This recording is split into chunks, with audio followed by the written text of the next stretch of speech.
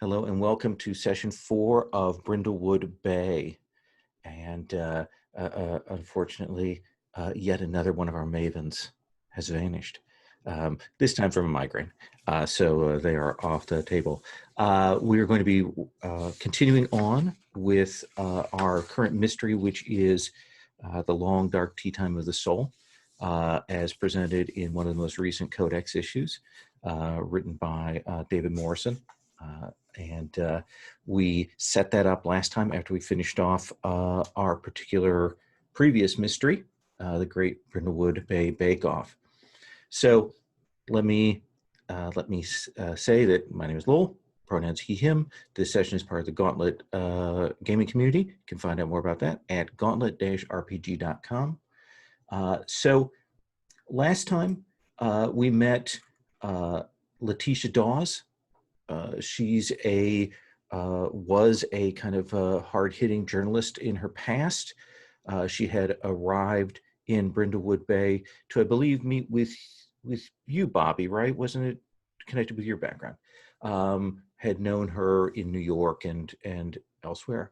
And she hadn't said exactly why she was here, but she was at this soft opening for a new Brindlewood Bay bed and breakfast, run by Ava and Phoenix Cole, two New Yorkers who had uprooted themselves with some money and bought this and creating a sort of neo-Victorian style bed and breakfast with a high tea and everything. The group met with them, but Letitia Dawes died during the high tea. And the suspicion is, at least right now from the players, is some sort of poisoning. They certainly found some poisoned teacup and the smell of pomegranate from that teacup. The other characters who are on the scene, the person who works for the Coles, Percy Underwood, a young man, perhaps not the brightest knife in the drawer, he might say, is on stage. You have the sense that he gets dressed up by them in various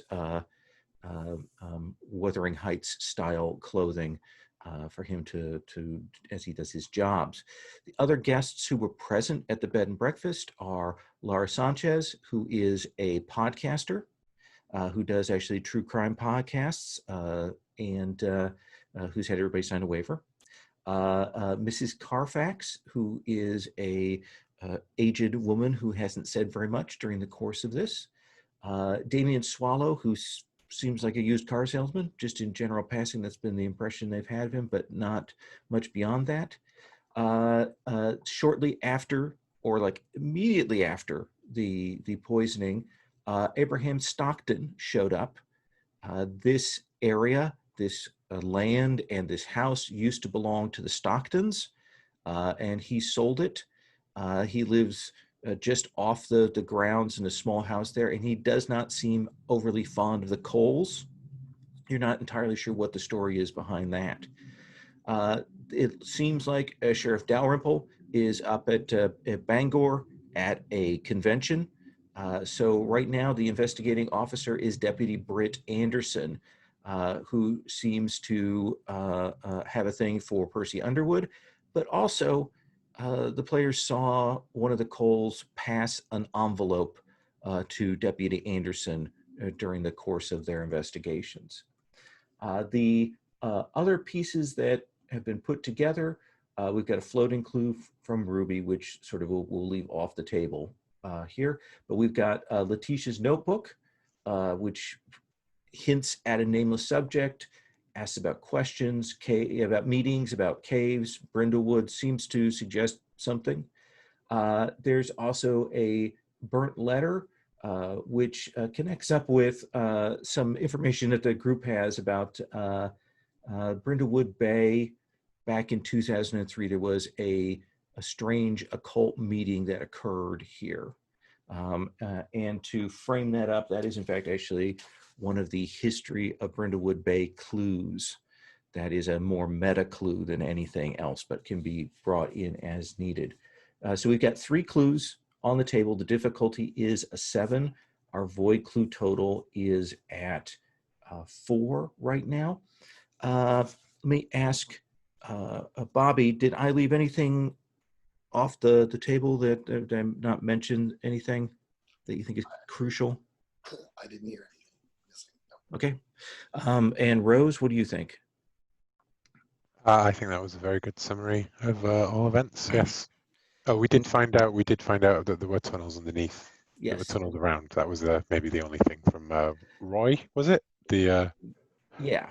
I think there's definitely a suspicion of there being, and rumors about there being caves underneath, and you got that from that fisherman at the fish head, the I'm going to say restaurant, but I'm going to do air quotes around it in town. So what we do is first our sort of housekeeping is we're going to check in on everyone's, whether they got an advance last time and what they're taking, and then what they want to set as their end of session questions. So Bobby, I think you got an advance, right? I think you clicked over and had one left. Did you already take that advance? I think I might have already, so I increased an ability modifier by. Okay. So it took your reason up to 2, I think. No, that was already 2. I said I was going to, but maybe I didn't actually. Yeah, because I think this is your second advance. Yeah, so let me, I'm going to bump up presence. Okay. And what do you want to set as your 2 end of session questions for today? That's a good question. I'm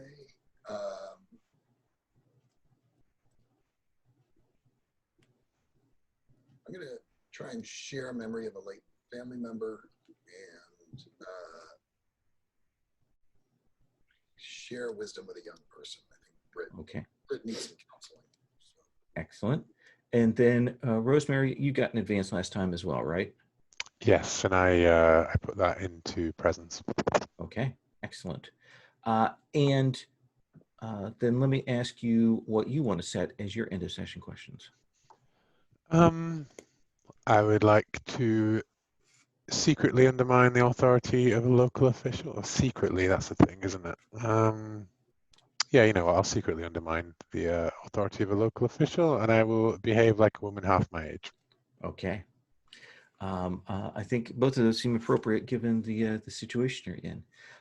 So neither of you have too many crowns marked on your sheet, so you still have a lot of options available to you.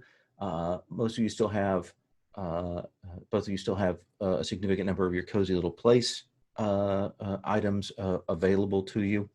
We'll point out that you have both taken A Shadow in the Garden, which means when we do the cozy vignettes, you also must narrate how dark entities subtly reveal themselves in the scene. And we start out with a cozy vignette. We're going to assume that, you know, we've gone to the evening, we're probably on to the next day. So Bobby, in the overnight or early that next morning after the death of Letitia, let's get a brief scene of you, your daily life, telling us something about you, and maybe hint at the darkness that surrounds.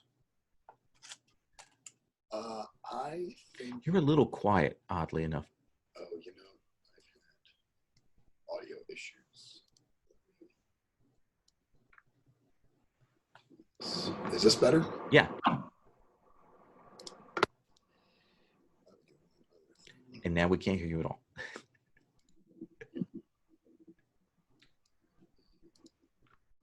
Is this okay? Perfect. Okay, great. All right. Oh, yeah. So I think she just goes on a bike ride and maybe out of the town, and she's identified a nice loop for herself to do.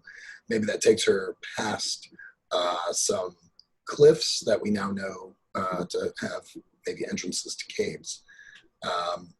And as she's biking along, she sees a shed. She usually finds this very relaxing, just to get away. But she sees a shed, kind of a beaten up old shed that she has never seen before. And my idea is that she sees that hanging on the door of the shed is kind of a relief for kind of something of a that looks like a mermaid, that looks like kind of in the same mermaid shape that she's been seeing all along, that keeps coming up. And does she stop, or does she continue on? Yeah, maybe she does kind of stop, pull her bike off to the side, and kind of look around the shed just to see if she can peek in a window or anything like that. And I would imagine that she does not go in necessarily, but she does. She expects it to be quiet, and there are sounds coming from. Mm-hmm. And I think there's that moment when you're kind of standing, the shed has a little bit of an overhang, and you look up and you'll realize that under the eaves of it going all around, it is just an enormous wasp nest that just goes all around that. And there's that moment when you realize you're right underneath it, that you kind of step back from that. Then Rose, what is your cozy vignette?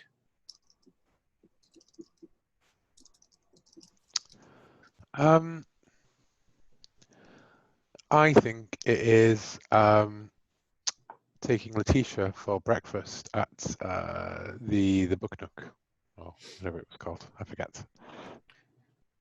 Taking who for breakfast? Letitia, not Letitia, sorry, the victim. Yes, taking the money. Yeah, Rose is cracked. I mean Lara Sanchez, of course. Okay. Yeah. So she's very interested in this bookstore and having a little bit, and she says, so I may have asked around the town a little bit, and seems like you and your friends are involved with a lot of murder. Well, I suppose when you say it like that, one could hardly not make that conclusion. But really, it's just a hobby. Me and the girls, we just like to talk about the Amanda Delacour novels and make ourselves useful. I'm sure anybody you would have done the same thing in our position, a brave journalist such as yourself. Well, as a journalist, I try not to get directly involved with these things, but as a podcaster, I find I have to experience the depths and richness of life. But a lot of murders. Yes, well, I suppose there was a reason why dear Arthur was interested in Brindlewood Bay. And that actually was the question I was going to bring to you. I understand that there's still that the state authorities still have some open questions about your husband's death. Everybody but the coroner. She looks down. No, Priya, would you please bring me another coffee? And she will. Rose's fifth espresso. Yeah, kind of hitting that edge. Do you think the mention of your late husband is enough darkness to hang over this, or is there anything else? Well, I think maybe like staring down into the darkness, the void of the black espresso, and Rose's reflection. We do that Twin Peaks style thing where the camera goes down, actually into the cup kind of thing. So, so we are going to take up then with the two of you figuring out what you want to look into next. There were a couple of things that I know from wishes you had on the table, one of them being Letitia's room, the other one being spelunking. But there were other general ideas that were out there. So let's take up with the two of you actually at the book place. Sanchez has maybe stepped away, or you can rope her back into the scene. Bobby, you're a detective now, by all other indications. So what do you think is the next step for the pair of you? I know Rose was quite keen to explore the caves, and I feel like with our two companions under the weather that we should be sticking together. So I was wondering, because out of character, I think in character, obviously, we would obviously go during the day, right? To do the spelunking. I mean, right? com- You'd be an idiot to go at night, right? Fair yeah, enough. yeah, But I'm already freaked out by the mysterious shed, and I'm hopeful that you can convince Lara, a young woman, to come with us yes, to well, this. but as the player, I think I would rather do the spelunking at night. You know what I Oh, mean? sure. Like I would rather have that Oh, frame at night. you don't have to worry Yeah. because it's dark in those caves. There are no day scenes in those caves. Oh, okay, cool. Um, I was just wondering whether we wanted to do maybe like a solo scene each with a different avenue, and then regroup for the cave spelunking trip, For the perhaps. cave denouement. I love Yes. Yeah. Rose, who do you want to start with? Well, who do I want to start with? It's most disturbing about Deputy Anderson and the payment. it. And poor farmer Stockton certainly has his grievances. It would be interesting to know where that may be. And where, of course, does Mr. Swallow fit into all of this? Hmm. I would like to. Damien Swallow's a real estate guy, isn't he? Something like You that. don't know what he is. He Okay. looks like a real estate guy, but I don't think Okay. it's actually been established. Okay. Um. So many ways to go in these things, and owner of the B&B, caretaker, Luscious Lips, the butler guy, um, the deputy, Miss Carfax, Damien, or Farmer Stockton. Which ones are you looking to do, Bobby? If you've got a better idea of where you want to go. Um, I feel like we know least about Damien Swallow, so I was going to pitch an idea of like maybe stumbling upon him in the town and then kind of following him around a bit. Ooh, I like that. But if you want to do that, I can also. I would be keen to kind of follow up with Anderson and see what her payment stuff is all about. Why don't I follow it with Anderson and you Okay. follow it with Swallow them? Yeah. So how do you want to pin Deputy Anderson down? What does that approach look like, Rose? Well, we have established that Rose is a brilliant cook. So a brilliant baker, in fact. Mm-hmm. I think that Rose will visit Deputy Anderson with a pie that she has made. And like, you poor dear, your first. Is this your first murder case? I just thought I'd offer some support while our dear sheriff is out of town. He says, "Yeah, it is my first murder case. Not that there haven't been a lot of murders around here, but I've only started recently. Yeah, I finished the program, and Sheriff Dalrymple, he had the confidence in me. Plus, the other deputy is out with the flu, so it's kind of just me right now, and some of the patrolmen." Well, I'm sure you'll do an excellent job, dear. I mean, the sheriff is a profound judge of character, like I've always said. If you ask any of the girls, you'll never find a bigger supporter of Sheriff Dalrymple than me. She pauses and she says, "Well, that's interesting. That's the Sheriff Dalrymple's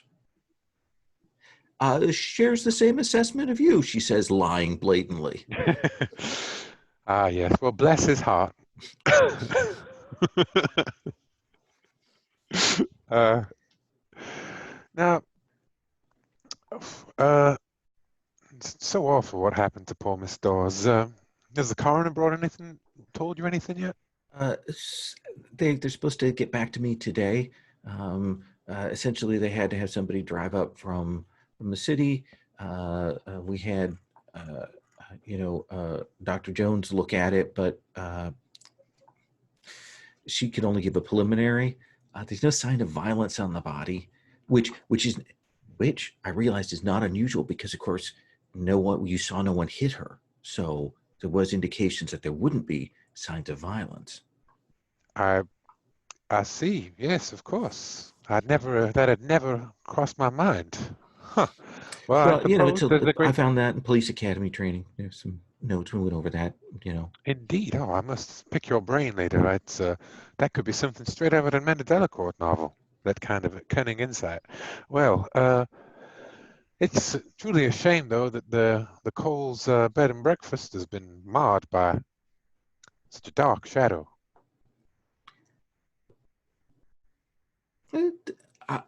I think it's just it might turn out to have been nothing, and I mean she was old, and then she kind of realizes what she said is, but I mean not old, but older than other Indeed. people, and You are right. I mean, older people are known to suddenly die spontaneously mid-sentence. Oh, I'm only pulling your leg, dear. Sorry, I could not resist. oh, good, yeah, yeah, oh, okay. Well, how is Mrs. Cole taking this? The two Coles, they seem fine. But I mean, at least they seem like they're handling things okay.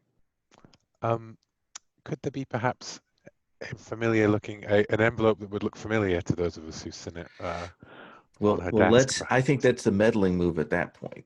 Yes, yes. Well, I'm totally going to be like, I'm sorry. At my age, could you get me some water, please, dear?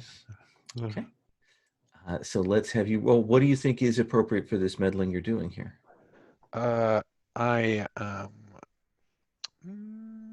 maybe composure because it is straight up lying, like keeping a straight face, like manipulating, not really like trading on a compelling lie, but just keeping you cool and sort of not acting suspiciously. That sounds good. So let's have you roll that.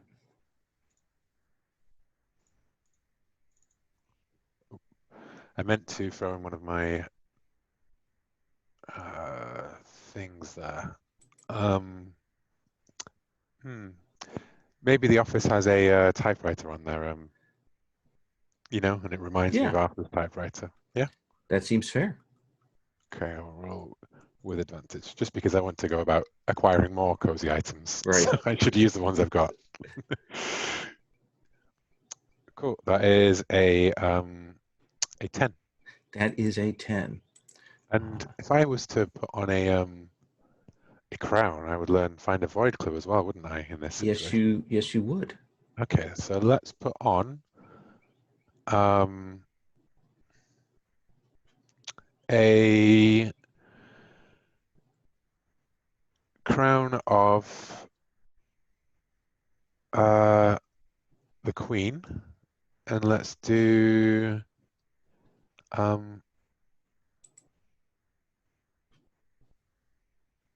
the private side of you very few get to see. And I think that is is Arthur's old office in the house, which no one has ever been inside. Okay. Which is I keep locked. And as if you were to go into it, you see that it is entirely, murder board, suspects, notes, things all over the place, like a full-on kind of like, this is what Rose has been working on the entire time, like mementos, things, pages ripped out, like lines drawn between everything, faces circled, everything like that. So when we kind of flash back to the present, you'll go and you'll look at that envelope and you'll open it up and you're expecting cash in there. But you kind of open up and you realize that there are copies of land deeds in here.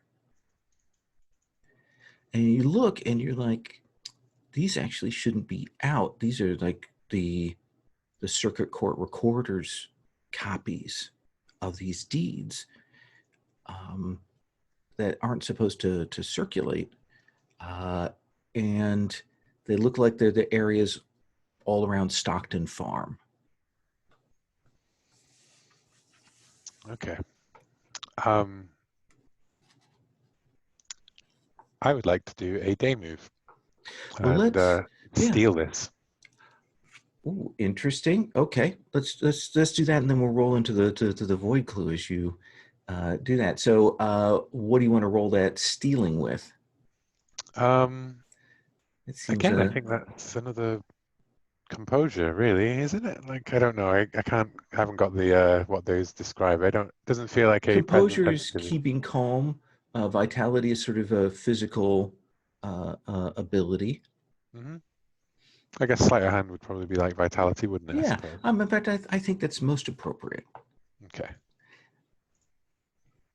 I didn't want to fall into the blaze trap of everything is composure, I you know. know, because I'm good at it. That is a 9. That is a 9. So, what is the worst thing here that you think? Is it getting spotted, or is it something else? I do think the very worst thing would be being spotted doing it, for sure. So I'll tell you, here's the thing is I think you can pick these up and do it without her seeing you. But these things are out in the open.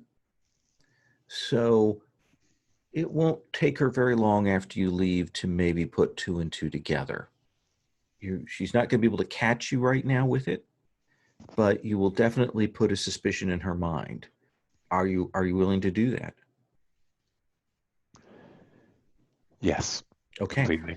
Absolutely. Yeah, with the stunning level of police work on display so far, I'm confident in my and you know, I have asked for secretly undermining the authority of a local officer. I can't think of a better way to do that than steal their documents.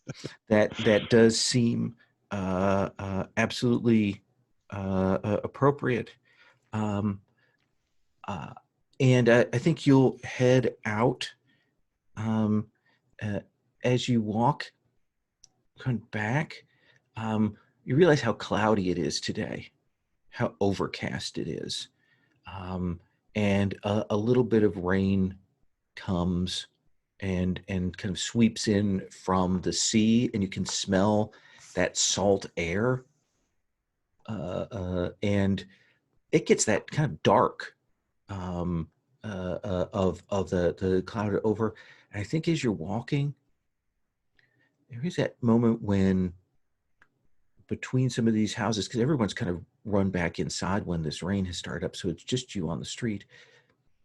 Like down a passage between a building, down an alley, something slouches, something moves, undulates behind there.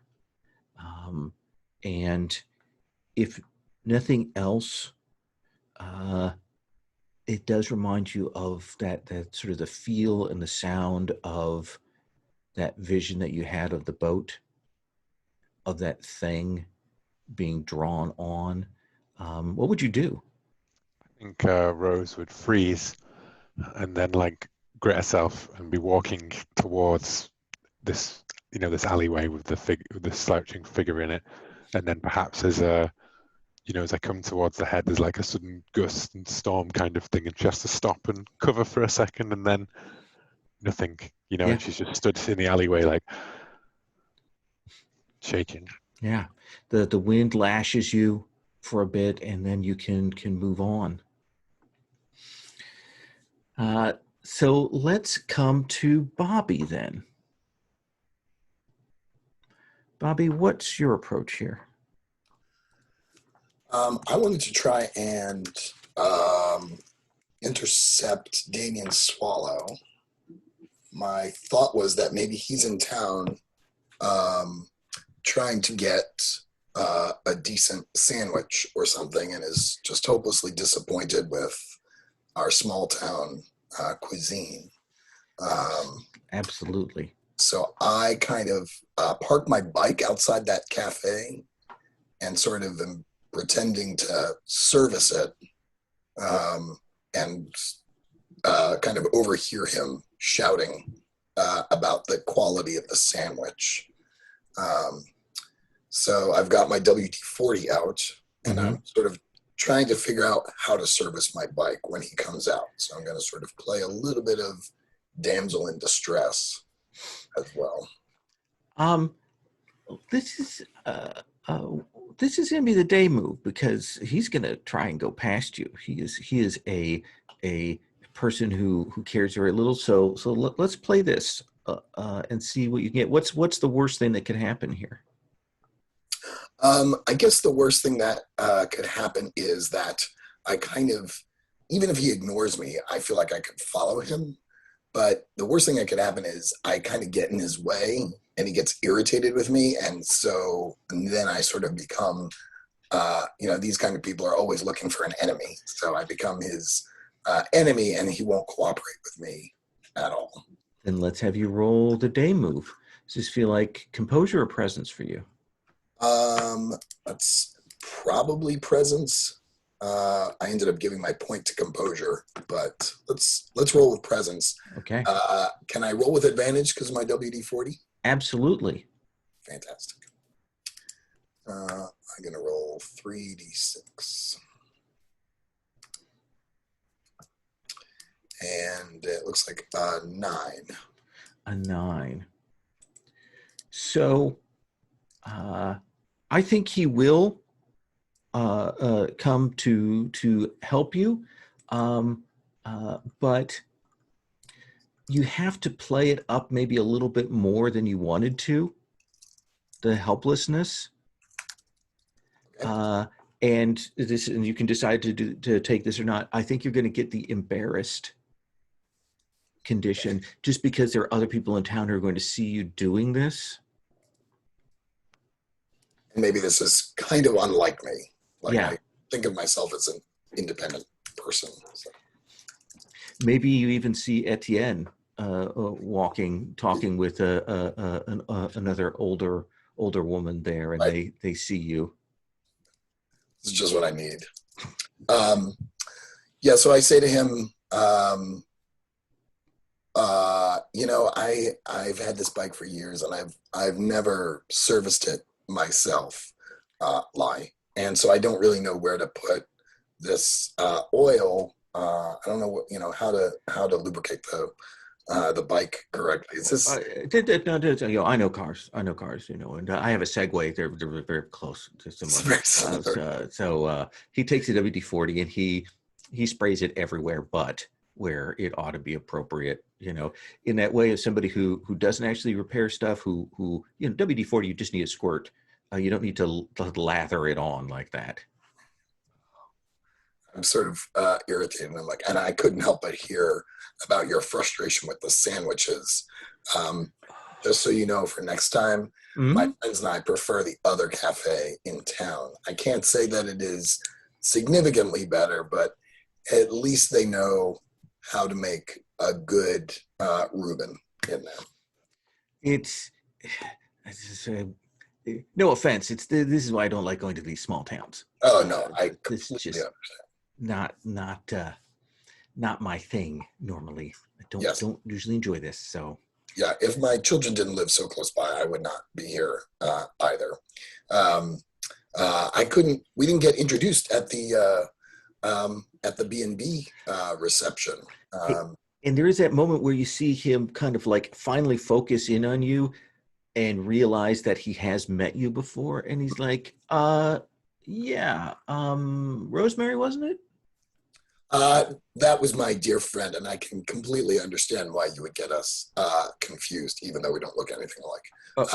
I'm Bobby. Bobby, all right. Yeah, that's quite a thing yesterday. Yeah. Are you okay?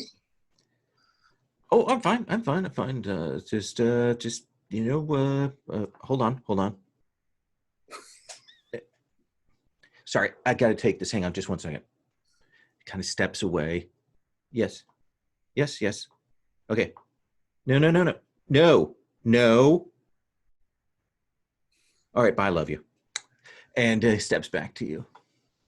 Sorry, Uh, sorry. what what is everything okay? Do you need me to Uh, direct you anywhere in town? It just when you're on the road, you can't be hands on your business, and so things happen. Sure. Um, so what brought you to that reception? What is your connection to the Coles? This goes to the meddling move. Oh yeah. Yeah. Any chance that WD-40 will help me with that? No, but you have your bike there, which always gives you advantage when you have it present in the scene. You're using it kind of between you and Oh, sweet. him. All right. I'm going to re-roll and I'm going to use composure. Okay. So, like Rose, just trying to keep my calm, not come across too eager.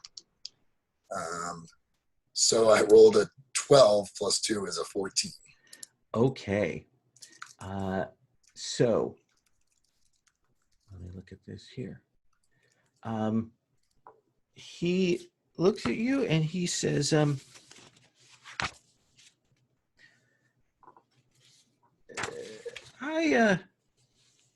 I'm a kind of a handyman of sorts. He stops and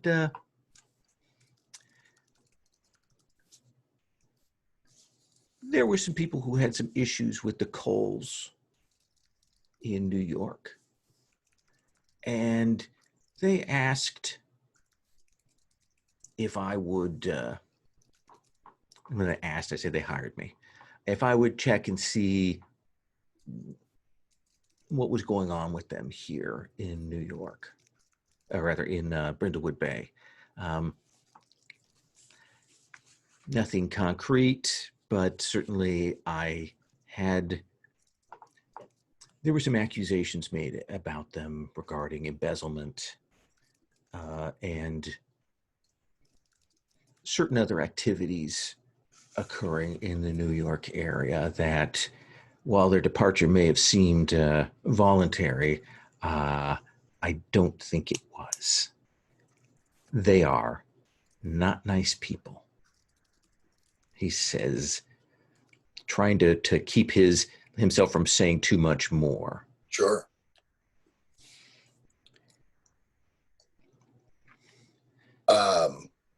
Can I ask you a question, though? Oh yeah, of course. Of course. I'm an open book.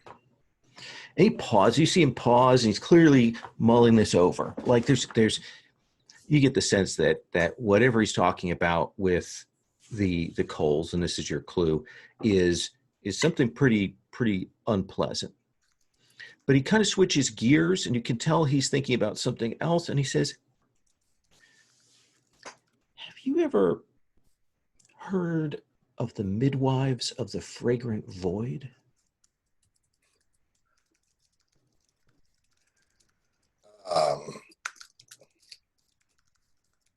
I guess out of character. Have the mavens? This No. is the first you've heard this term. That is not something that I've heard about. It sounds cultish almost.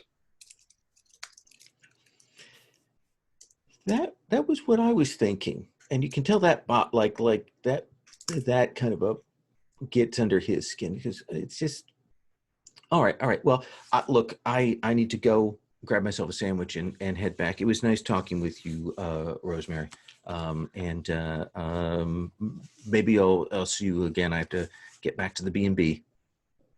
Yes, thank you so much. It was nice talking to you. And if you need anything while you're in town, you can. And I'm imagining he's already walked away. Yes, yeah, absolutely. Shall we bring the two of you together, or do you want to do another individual scenes? It's cave time.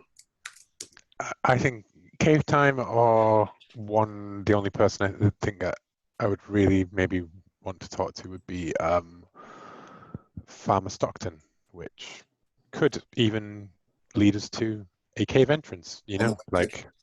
yeah, because like we're looking for an entrance near here, right? And it's his land kind of thing, like, or it was. You know what I mean? And I believe you said you wanted to try and get Lara Sanchez to come with you. Yes, I did. I really wanted to get.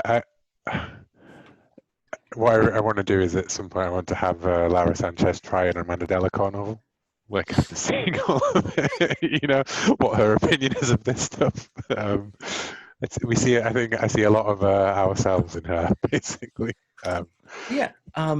So I think you'll go and talk with her, and she's like, yeah. So I read that book you gave me this morning. Oh yes, the was that the sign of the? I do forget. Was it the sign of the bloody inn or the bloody violin, or was it the case of the 4 and 20 blackbirds? The 4 and 20 blackbirds one. Oh yes, of course, yes. It's very well written. Indeed, I often think that what's she called? Rose Robin Masterson is a wonderful writer. It's a simple, beautiful grasp of the language. And don't you think that turn of phrase would adapt beautifully to the audible medium? Yeah, I think that I tell you what though, it's not really my thing. I'm a bigger fan of true crime stuff. I'll Be Gone in the Dark and those kinds of things. Oh, and the meat-faced murderer. Yes, of course. Yes. Yeah. Not unlike your husband's. Of course, but my author always said that you had to have a firm appreciation of the richness of narrative in fiction to really grasp the true meaning of fact. Or whatever bullshit that doesn't mean anything when I say it out loud. But you say that you two are going to go into these caves? Well, just like my husband and just like dear Amanda Delacour, a mystery you must always follow, a mystery where it leads you. Would you like to join us, dear? I don't think I can say no. It would disappoint my listeners if I let you head off on your own now that we've established this and I have this exchange recorded. So, of course, you never want to leave the audience hanging, do you? No. So, Bobby, Rose, do you two want to go to Stockton's first, or do you want to go and try and find these caves first? I think the way I would like to frame it is in that we are going to the caves and we come across Father Stockton, if that's Farmer Stockton. Farmer Stockton. He's joined the Episcopalary after. Yes. So I think what it is you have to kind of go down to the beach. You wait until the tide is out. Go down to the beach and kind of walk along the cliffside that's closest by the Stockton lands. And I think that you will see Farmer Stockton up ahead in the distance. And you see that he's got like one of those poles that you use for picking up trash with the long, dangerous point at the end. And you see him stab into something on the shore, and he hefts it and flings it out into the water, and it hits with a wet, gushy splash, but you can't see exactly what it is. And then he sees the three of you coming along here. What is it that you've got with you, Bobby, that tells Stockton that you're not just wandering along the beach, that you maybe have a little more prep for the idea of actually going into caves? I was thinking we have like flashlights with us, but maybe we kind of, the only thing that we could find at the hardware store was like those headlamps. Okay. So he's kind of two old ladies wearing headlamps. And Stockton kind of stops, plants this pole into the ground and stands there leaning on it. And he's like, not a great place to be walking around. No, you're absolutely right. Stockton. His first name is Abraham. Right? Yes. And normally we wouldn't come down here, but this this funny business at your old farm really has us investigating all angles here. Captain Roy told us about some caves that we needed to check Captain out. Roy talks too much. That is probably true of most people in our town. Yes. Yes. Have you heard about these caves? Caves? What did Roy say? We were asking about caves, and he pointed out where the entrances were.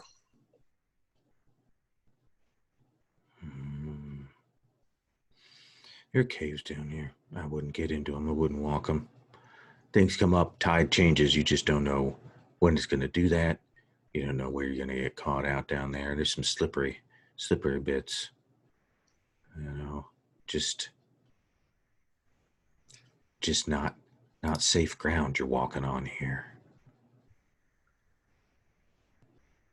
Well, thanks for the warning. How are you doing since everything happened? I'm fine. It's all good. What are you doing down here on the beach? Now we go to the meddling move. Okay.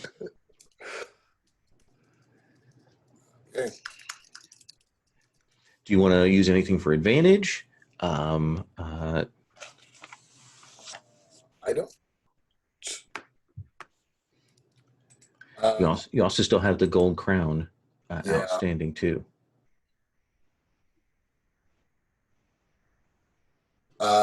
Will, are you okay with my triggering the gold? Of course. Do I do that? Yeah. I do that now, right? Yeah. This reminds me of something. I just have to resist the urge to do it every time because I love coming up with fake Amanda Dellenco novels. All right, hang on. That book title generator that you pointed us to, Will, is so good.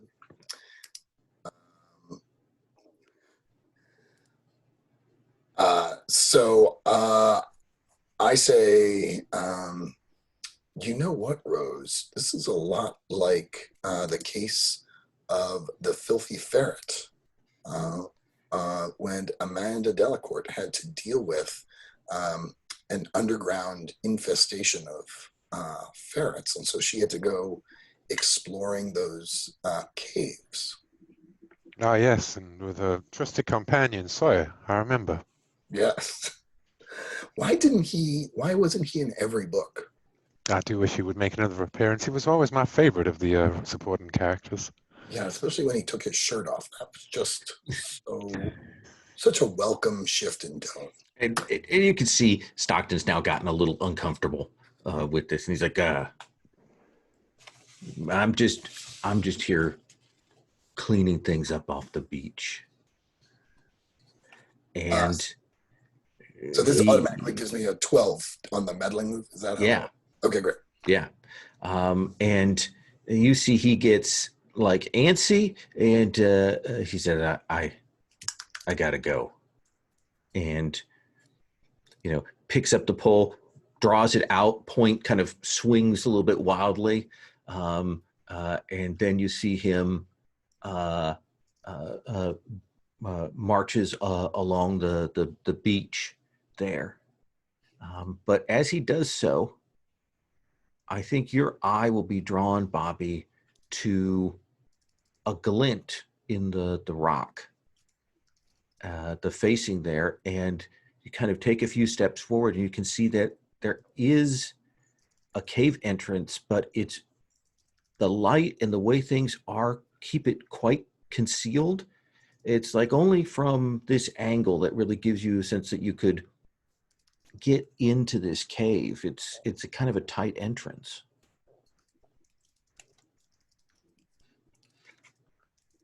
I'd asked him what he was doing on the beach. Did he just ignore that question? Well, yeah, he told you he said he was cleaning things up. Okay. And if you take a few steps towards that entrance to the cave, you see that glint suggests that there's actually something tucked back inside the cave entrance. Well, I think we're here for this very reason. So I immediately approach and check it out. And you're kind of following behind Rose. You'll step in. It is that moment that you kind of realize exactly what you've taken on when you have to turn yourself a little sideways and get to step into here where it's dark. And there's that bit where you kind of have to try and align the flashlight to give yourself some light in here. And you'll get past that tight squeeze. Rose, you kind of follow behind, and you will see that there is a ornate chest tucked back. It's the metal on it, that the bracings are tarnished, but there's been some scrapes on it, and that's the glint that you caught from the outside, the light. And when you open it up, you will see that it is filled with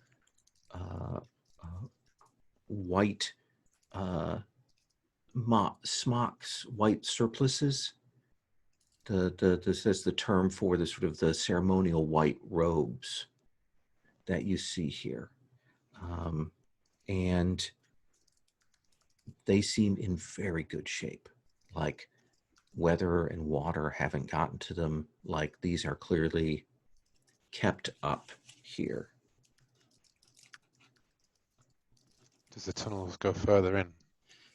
Yes, they do definitely go further in. It looks like you have to go further.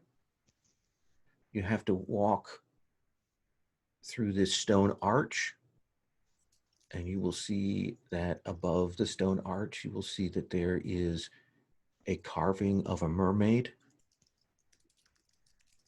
And it is this two halves in its hand.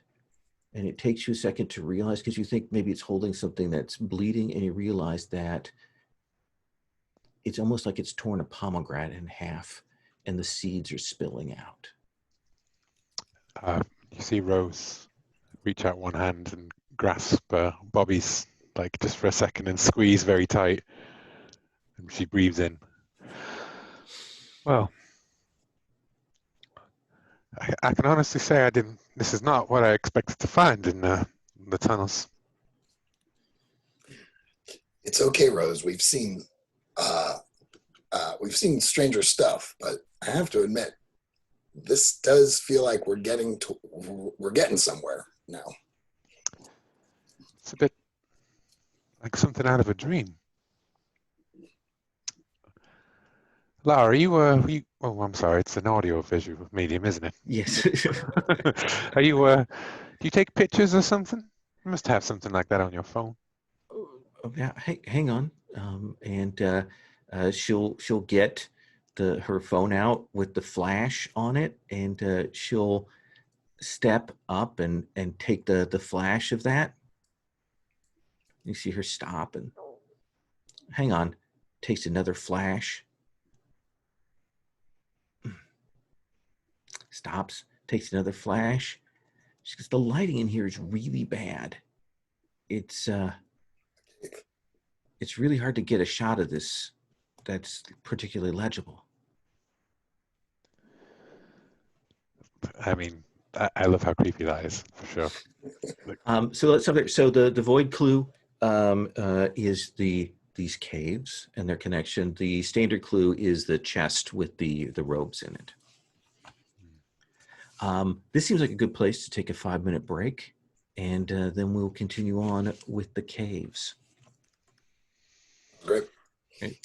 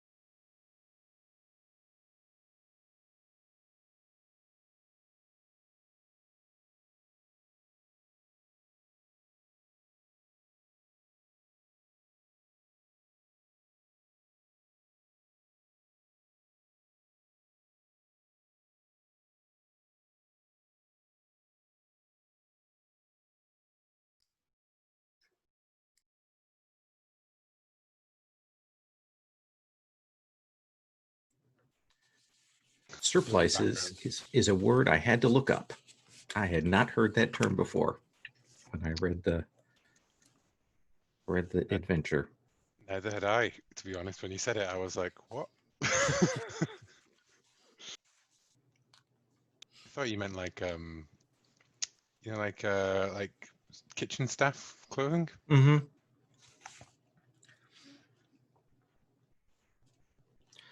So you three will descend into these caves. It doesn't take you very long to, walking down in to hit water, where there are areas that are a little bit lower that you have to kind of trudge through here. What do you think, Rose, for you is the sign that tells you that, well, not particularly used like really recently, what tells you that these caves have been used?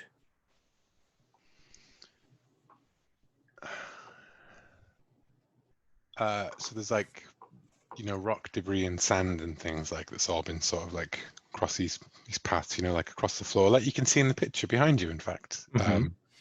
But there is a very definite mark of, I want to say, either a footprint or something being dragged through the, like so obvious, that you can't possibly miss it. That it's up a little bit higher, so when the tide comes in, it hasn't been washed out. But you will definitely see that. And Bobby, what is the thing you find here that tells you that these caves, that their usage is old, like dating back to 16th, 17th, probably more like 17th, 18th century? I think there are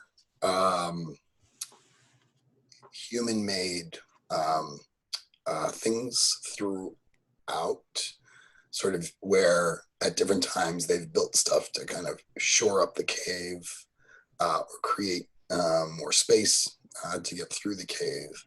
And these have the look, some of these use wood that's been clearly rotted or rotting for a while, but also metal fixtures that are iron and are clearly kind of created by a blacksmith rather than created by a hardware place or something like that. So those sort of handmade nails, those kinds of things, the cut nails. Okay.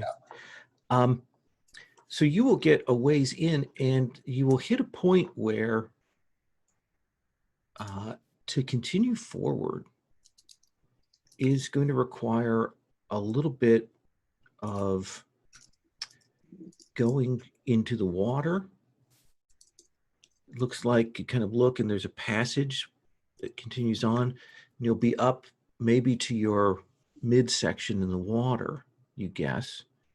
But there's a gap above that seems to continue on from here. Do you want to risk it? We've come this far. Okay. Bobby, I think you made the last move roll. So, Rose, what is it that you're afraid will happen as you move into the water and forward into these caves? What Rose is afraid of as she moves through the water? I mean, I think Yes. Rose is afraid of things that are maybe would seem unreasonable to everybody else. That there are things in the water, perhaps, but I think that might be a bit of a stretch to be like as a consequence, perhaps. It feels like I'm pushing it directly into, monsters jump out. So, but I think there are things in the water, I think, seems like a very appropriate consequence. So, what do you want to roll the night move with?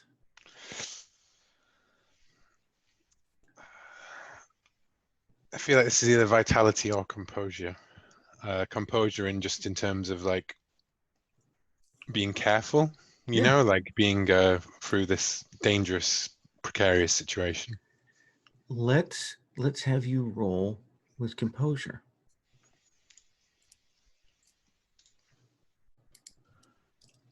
And I didn't need to because that is an 11. That is an 11. You will move through. What is it? What does that look like? How do you keep yourself together as you move through this weird spot here? I think, you know, like you can feel that the footing is so uneven and slippery underneath, and like the water's rushing over, and it's like when you're walking through a stream, and you know, you're like your foot's never that steady, but Mm-hmm. you know that there are deep things in there as well, like pockets are just suddenly deeper. And I think it's that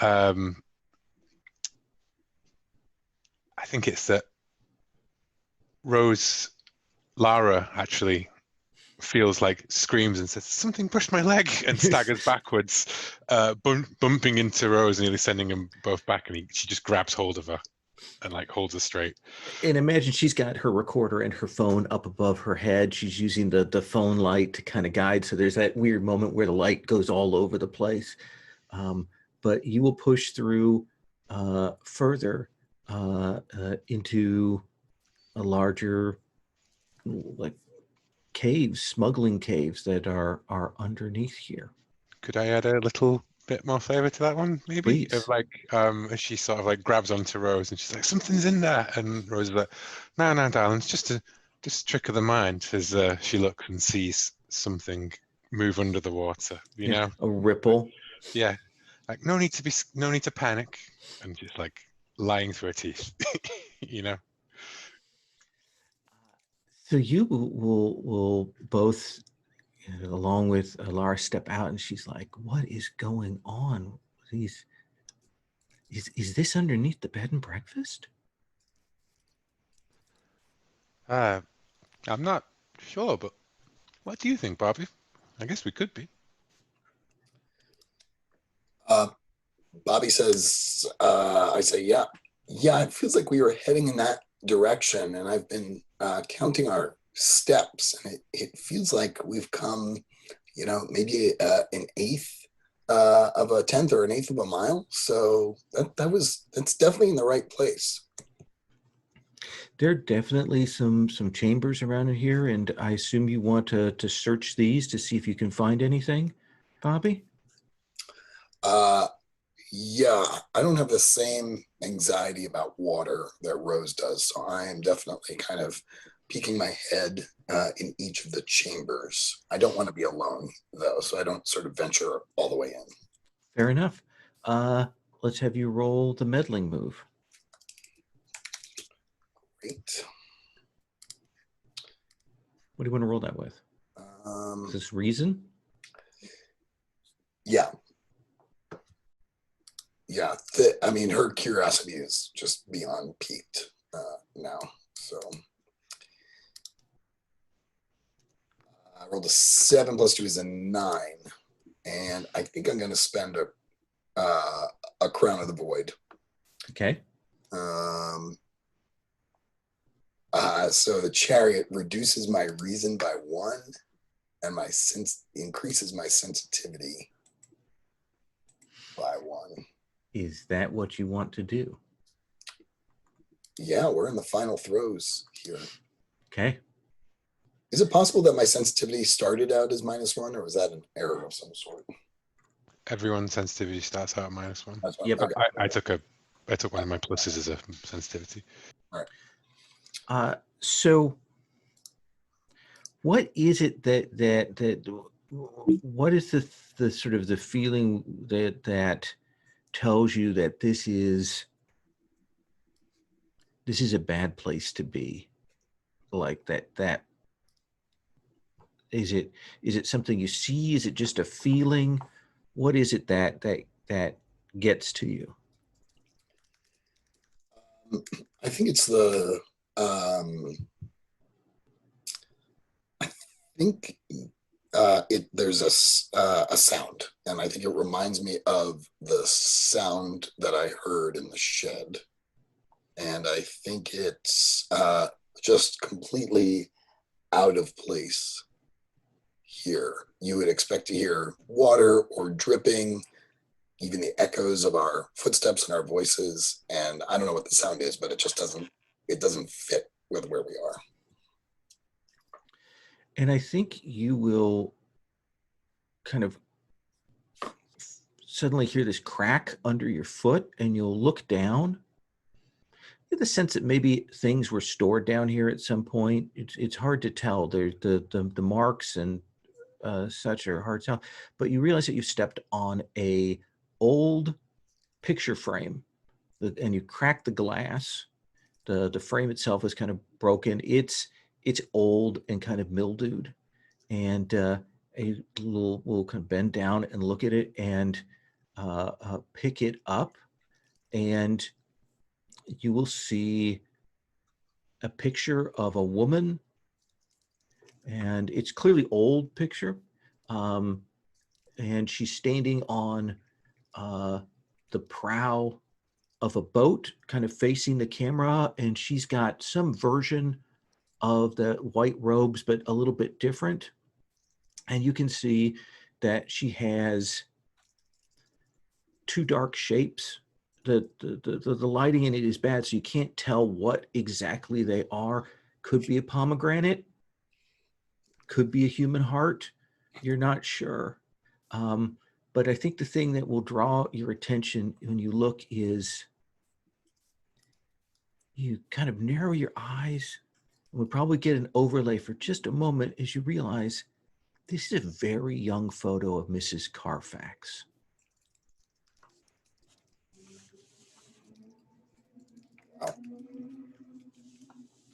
I show it to Rose and I say, well, this explains why Mrs. Carfax was at the B&B, but is Carfax someone that we would have been familiar? Has she been around town for a while? Like if she was, you've never really heard of her. You know, when you spoke to the people at the B&B that yes, she's a Brindlewood Bay resident, but you thought you at least had the sense of who there. There's no other Carfaxes in town.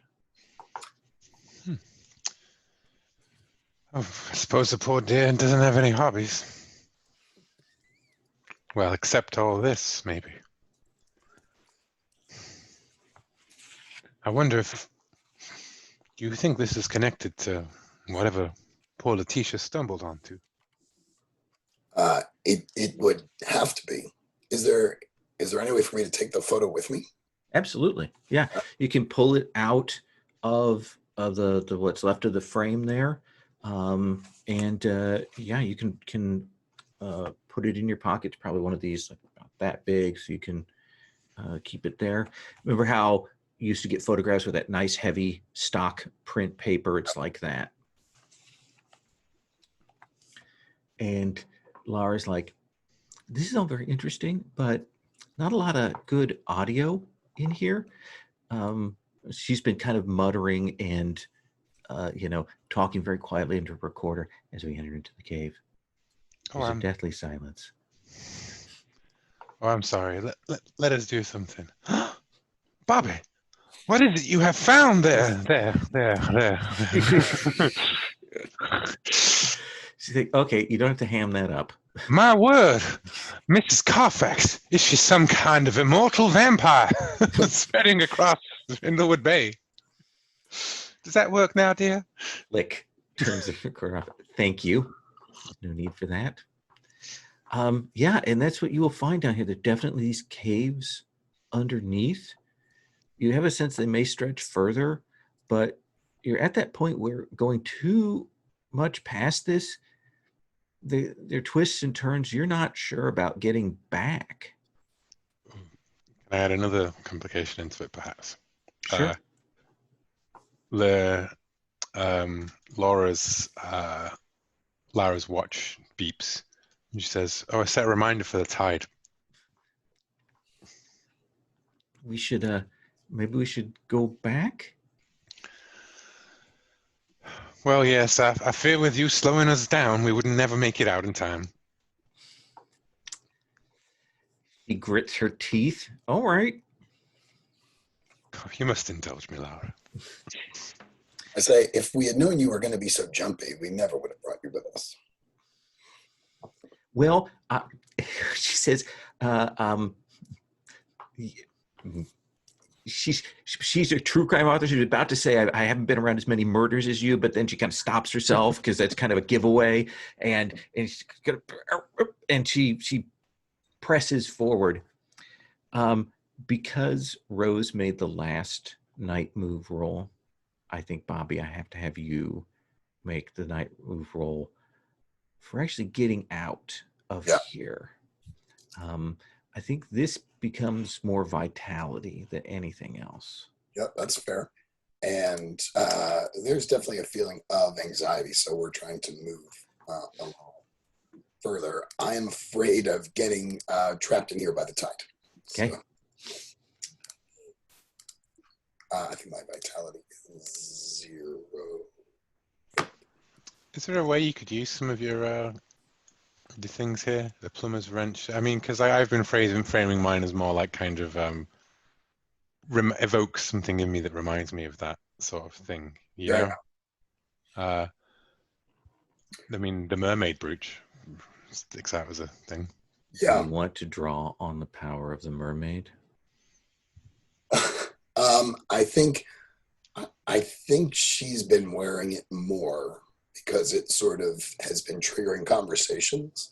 So as we're making our way through, I'm reminded of the mermaid carving on the arch, and I sort of put my hand on the brooch, sort of like trying to help make use of the power of this place. I think you'll feel a sting as you do that, and you realize that the needle on it is a little loose, and it jabs into you.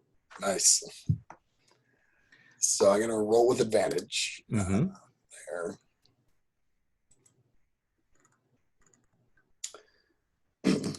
It didn't change the dice. Should I re-roll? What I usually do is remove those dice and submit 3 more. It's the easiest way. Then you get exactly what you want. Yeah. Okay, I rolled a 10.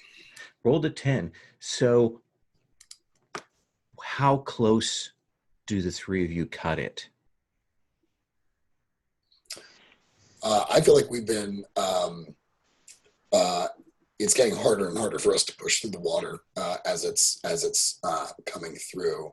By the end, Lara's definitely holding her arms up, and I think this thing is chest deep to the point where I don't know if Bobby or Rose is taller, but we've been sort of like not able to duck our head where we need to in the cave, maybe bumping our head on occasion. Absolutely. It is that getting the water gets higher. There's that last little bit where it gets tight because it kind of goes up a little bit where you actually have to dip your mouth under the water to push up. But the 3 of you, sodden with murky, salty water, will get out to the entrance, which is, the tide has come up, so you have to slosh through that onto the beach as it's getting dark, and make your way back up the cliffs up to Brindlewood Bay. I think Rose is being supported by Lara on the way after the trials of the cave kind of thing, like leaning on the youth. Bobby's obviously like cycles everywhere and is like tough, right?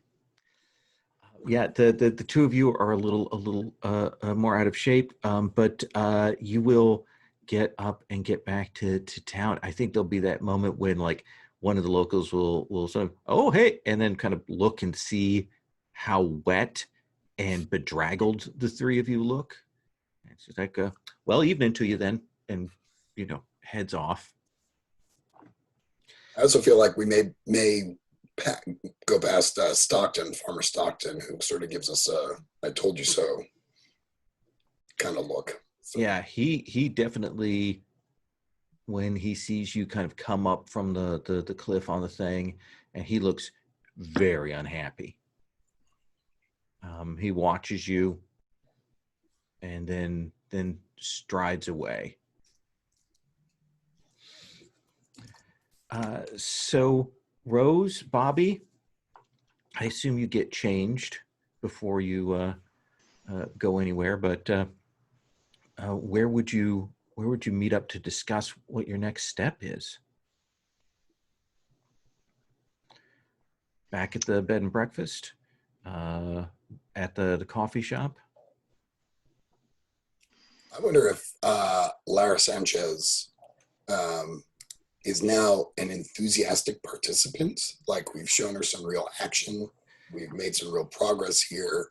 And she's sort of seeing us as not just sort of characters in the story, but, you know, people can really help her out. And so she invites us back to her, where she's staying, which turns out to be sort of maybe a motel on the edge of town. She doesn't have a lot of money for expenses. So, but she really wants to chat us up. So we're Just there. said, I just had the one night at the B&B, and so the rest of us here at this motel. What is it that makes this Brindlewood Bay motel on the edge of town particularly Brindlewoody, Will?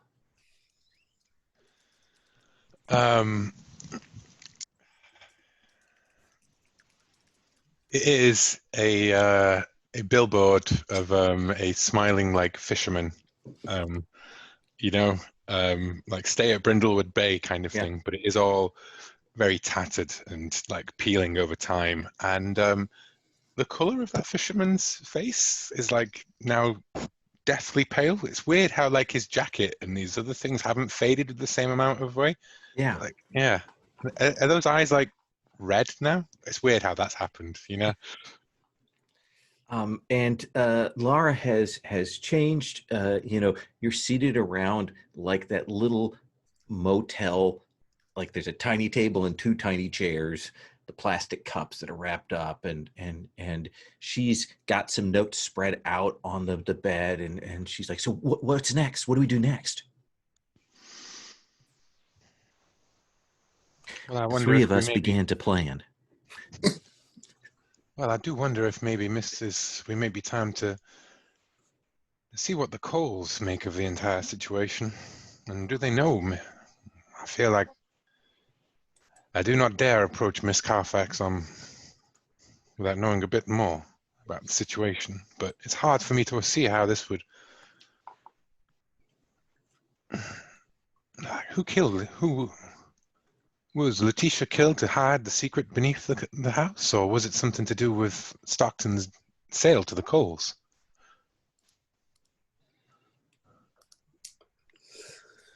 And I feel like there's more to these deeds than meets the eye. I wonder if we could, if Stockton is going to be tight-lipped about the property and what it entails, I wonder if there are more records or some research that we can do to figure out what else might have occupied this land. Lara, Yes. did you speak to that Underwood boy? Yeah. He's a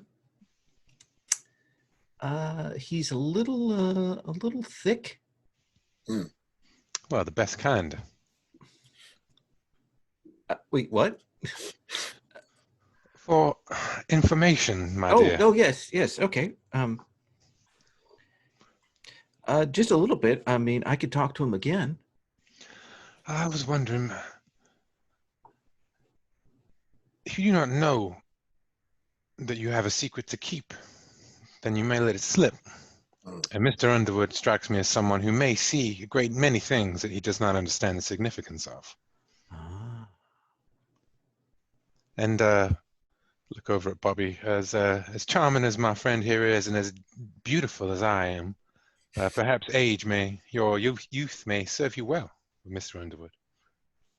It wouldn't be the first time. Okay. Well, I can certainly give that a try. She'll Is- kind of nod. Is there another clue that we could get from the deeds if I use my jeweler's loop to examine them closely? Probably not from them themselves, but certainly you could go and tomorrow go to the local clerk's office or the courthouse and research to try and put things together. Okay. Does that seem fair? Yeah, that's fine. Shall we cut forward to that? Sure. Okay. We cut forward to the next day. Lara, thanks you, and you see her carrying her wet, sand gridded clothing to the single washing machine and dryer that's in the motel. Oh dear, I'll take care of that. Don't you worry. Oh, will you? Thank you. I don't have any quarters. Oh, poor dear, and hand her a $10. Like, No, take I yourself have a money. I coffee. just didn't have any Oh quarters. no, dear, I won't accept no. Treat yourself. I can't say that without slipping into Parks and Recreation. Treat yourself. Buy yourself something frilly. Bobby, who do you know in the courthouse or the county clerk's office or whatever records office is here? Who do you know that can get you access to what you're looking for? I think there was another maven who spent time with us, and she's like a clerk of the court. Okay. But she got too old too infirm, let's say, to spend a lot of time with us. And we used to visit her a lot, and we felt bad for her that she became infirm, but now we don't see her as much. So it's a little embarrassing for me to go and kind of ask her for a favor. Sure. Do you have a name? Sure. We'll call her Sadie. Sadie. So she's excited to see you, but she doesn't get up, and she'll kind of ask about that. And she goes, "Well, I know there's some files on the Stocktons. I can check on that kind of thing. And why don't you make a meddling move?" Love it. I'm going to say I did spend some time looking at the deeds. Mm-hmm. And so I have very specific, using my jeweler's loop, so I have very specific things I'm asking about. Is that okay? Yeah. Roll damage? Absolutely. All right. Come on. All right. Oh, and I'll be using, I think, reason for this. So I rolled a 10 plus 1 is 11. 11. So I think you'll see that the deeds point to ownership around there. Essentially, you get the sense that whoever wanted the deeds wanted the details on who owned them to be able to, make deals or something like that. But that's sort of the general thing. But the other thing that will pop up here in this Stockton file, you're not sure why this is in here, but in this, there's a folder of disappearances, and there are 7 disappearances of hikers or young people from town over the course of the last 30, 40 years. That what seems to be the theme in this, where people have decided to clip this, is last seen near Stockton Farms.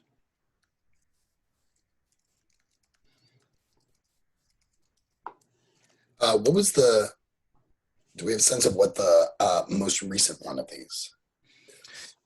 The most recent one of these was about 3 years ago. There was a young man on a hiking tour of New England. He had stopped in. People had seen him at the Fish Head. He had talked with them, and he told people that he was going up along the cliff way, and people remember saying to him, don't go, across the Stockton land, but not being particularly, specific about it. But then, maybe a couple hours later, somebody walking their dog saw the young man like hopping the fence over onto the Stockton land. And it's a week later that somebody, up his travel route, who he was supposed to meet with, starts calling and trying to find out where he was last seen. Is it possible that in the article that I'm looking at, that they had gotten a quote from Mrs. Carfax, that she just her name sort of jumps out at me in this article? That seems reasonable. Yeah. Okay.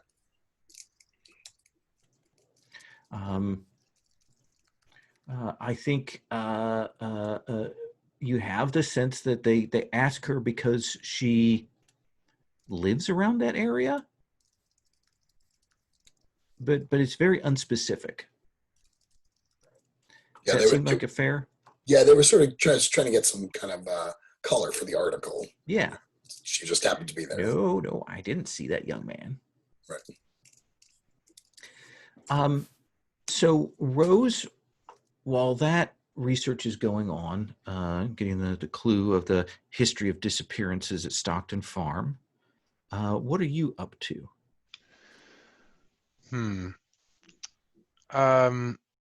I would like to. Oops, I've gone on to British Bake Off. I was like, Timothy Boosh, she's still around. I would like to. So Eva and Phoenix are the owners of the thing, aren't they? Yeah. Yeah.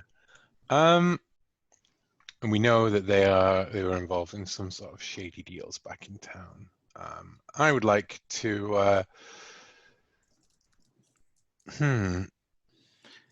I think I would like to, maybe rather than do the usual thing of going straight at them, and I would like to chat to maybe Priya Gardell over at the coffee shop about the local talk around the new the rumors and the sort of like people who know, or like see what the gossip is about, like the sale of Stockton's farm and this new tea shop and these outsiders kind of thing.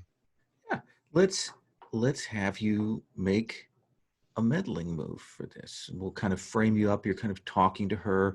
She's interested.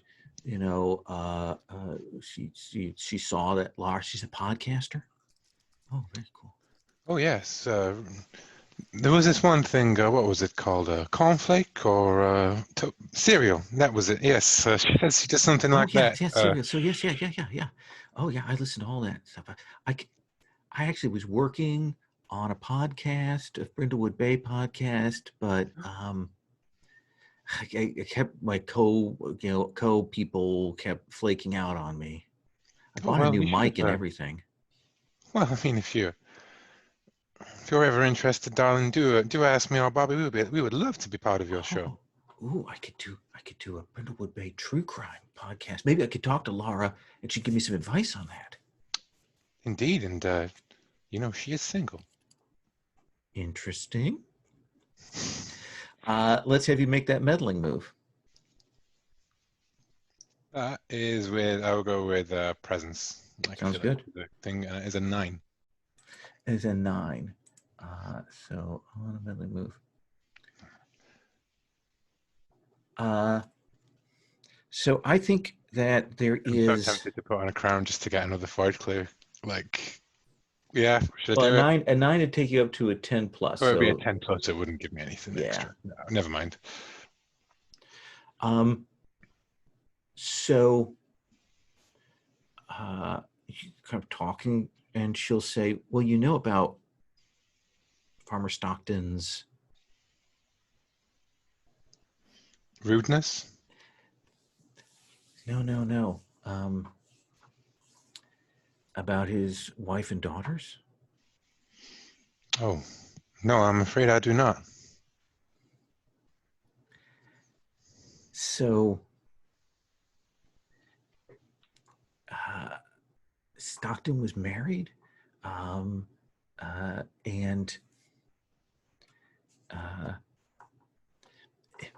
it was a little unusual in the family. I knew that there was some tensions and things. Uh, he had taken over the farm when his mother had died. It apparently usually gone to the daughters in the family. But he got married, and he was there for several years. And his wife was odd, and people thought she was a little strange. But then she and the two daughters went missing. And a lot of people here think that Stockton might have killed her and the kids. The police investigated, but nothing ever came of it. There's some people that said, that, she'd done the kids in. Stockton always said that she had just up and left and moved down to Florida. But no one ever had any confirmation on that. And I heard that from my mom. So that's like about 20 years ago. Ah, well, before my time here in Brindlewood Bay. Well, that is and the sheriff, was it Sheriff Dalrymple who was involved at the time, or was he just a deputy? I think he would have been a deputy at that time.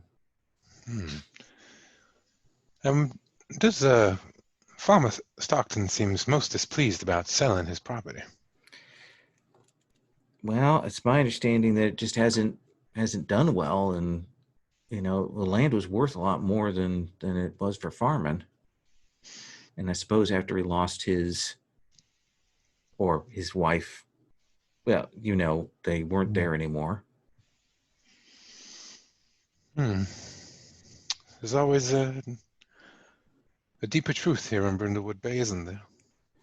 Ooh, deeper truth. Oh, that's what I could call the podcast. I'll give you that one for free. Oh, okay. And pensively go sit back down at my table. Okay. And, I think it's a good thing that we see downstairs, overhearing this, Farmer Stockton. And he turns and walks out. No coffee. Not sure why he was here, but he will head out the door then. Bobby, you've arranged to meet up with Rose, I assume, after your researches, so we can put two of you together in a scene again. Just to ask, is the Stockton thing and the history of disappearances, those are two distinct? Those are two distinct clues. Okay.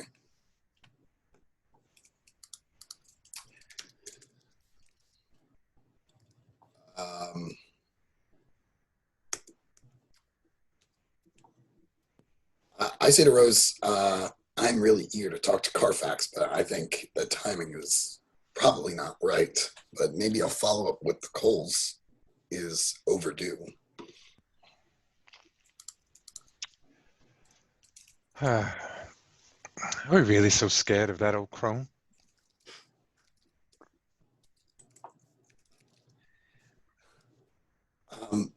Well, if she wasn't holding pomegranates in this picture, then she was holding hearts. But maybe you're right. What could she do to us? I suppose people have said the same thing about us, and look where that found them. Should we do the calls? Let's do I feel like, or maybe like have a, I don't know, because I really feel like some interaction with Carfax rather than having it be but the calls do seem like I feel like there's like the deep conspiracy sort of explanation is the only one that's jumping out to me, but I know that we have to come up with a sort of like, what the public will accept as the right. resolution of this mystery. And I feel like the coals represent the mundane, like contemporary side as a River Avenue. Carfax represents the sort of weird, culty thing. So, which one do you think do you want to go on? I like pursuing the coals. Yeah. I wonder if we can sort of create some drama by trying to get Damien Swallow to meet us there too, to see what kind of confrontation we can create between. Oh, I like that. Yeah.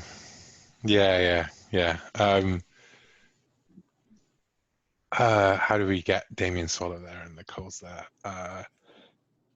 I mean, we can. How do we do that?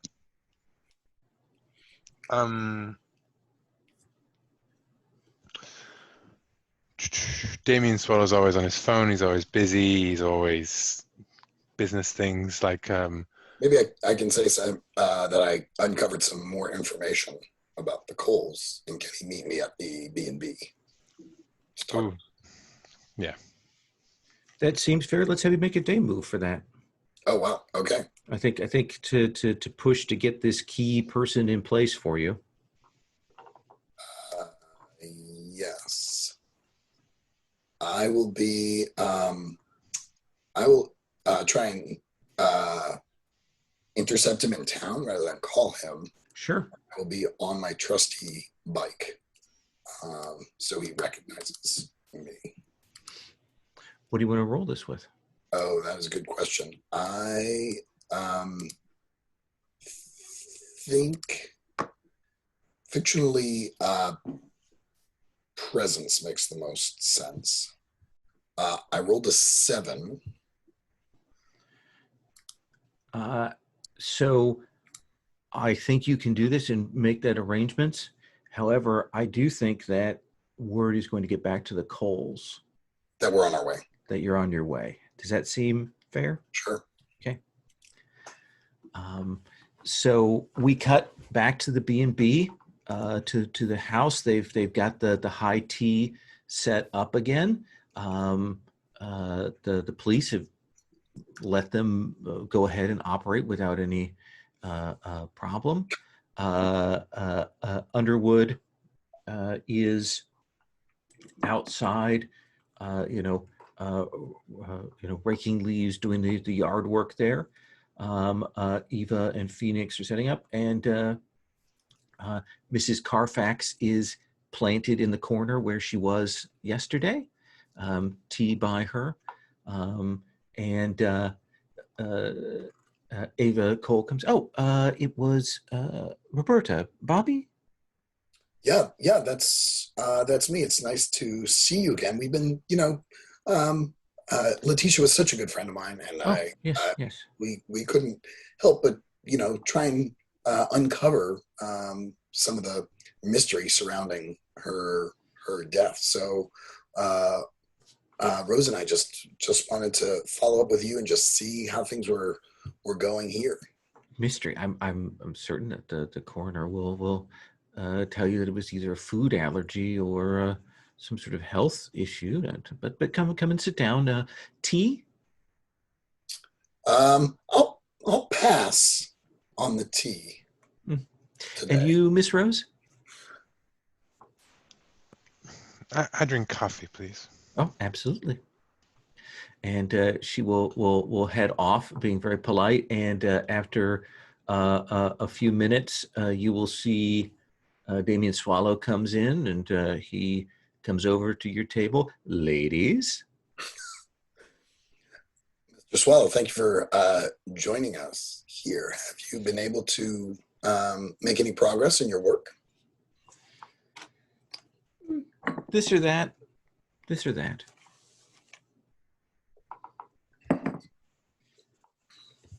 And you'll see Ava Cole comes back, sees Damien Swallow there, and you can see that she's a little bit like, okay, what is he doing here with the two of them?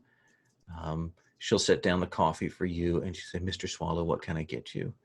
And he says, nothing. I think I had plenty yesterday. Well, if you need anything, just ring the bell. Thank you, dear. And she will head out. What do you want to do? I feel like we've set up a bunch of chess pieces and now. I think I want to find out more about what Swallow is doing here, maybe. Okay. Let's have you do the meddling move. Okay.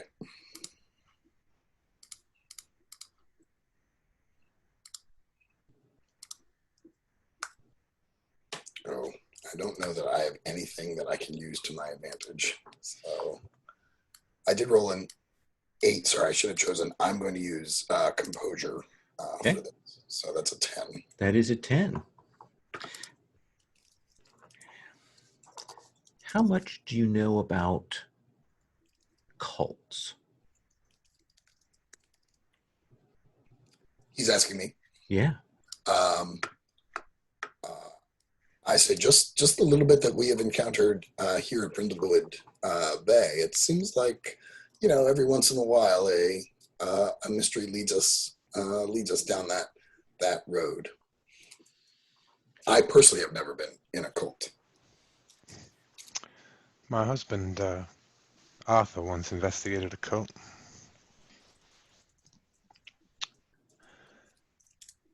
And that was the topic of his last book, unpublished.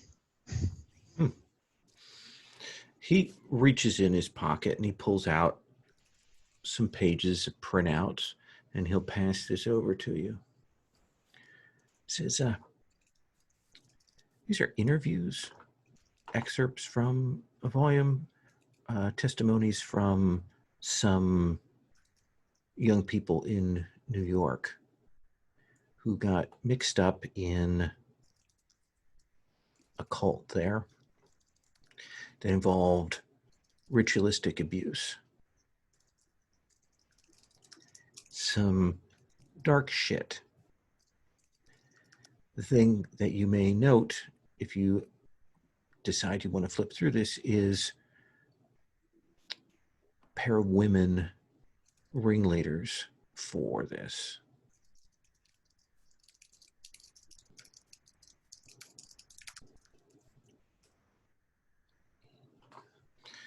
And he'll kind of sit back.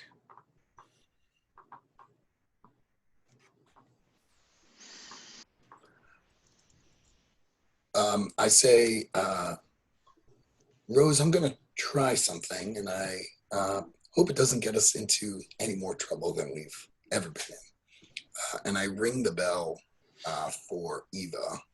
Okay.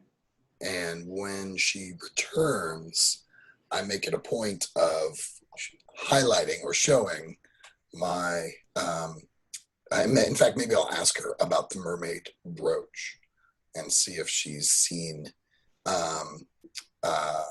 any, that I had heard rumors that there was similar jewelry elsewhere.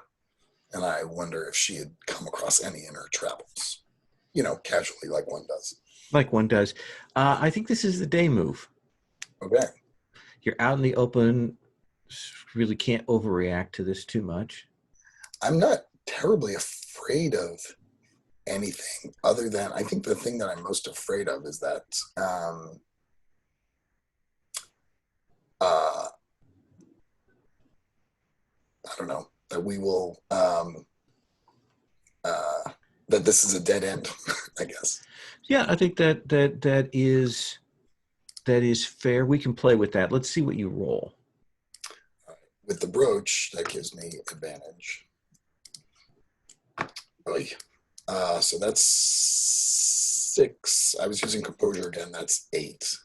8. So I think there's that bit where you see her eyes narrow, and you can tell that she knows this, and that When you are done talking with her, she's going to go and tell someone more important than her, about this question that you've put to her.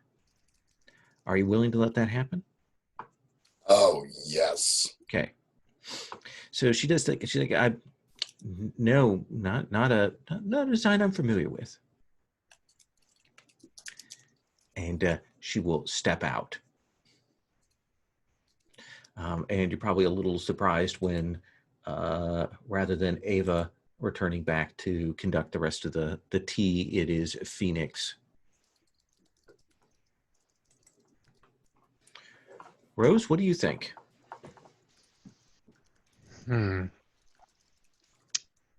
Mrs. Carfax is in the corner of this room, isn't she?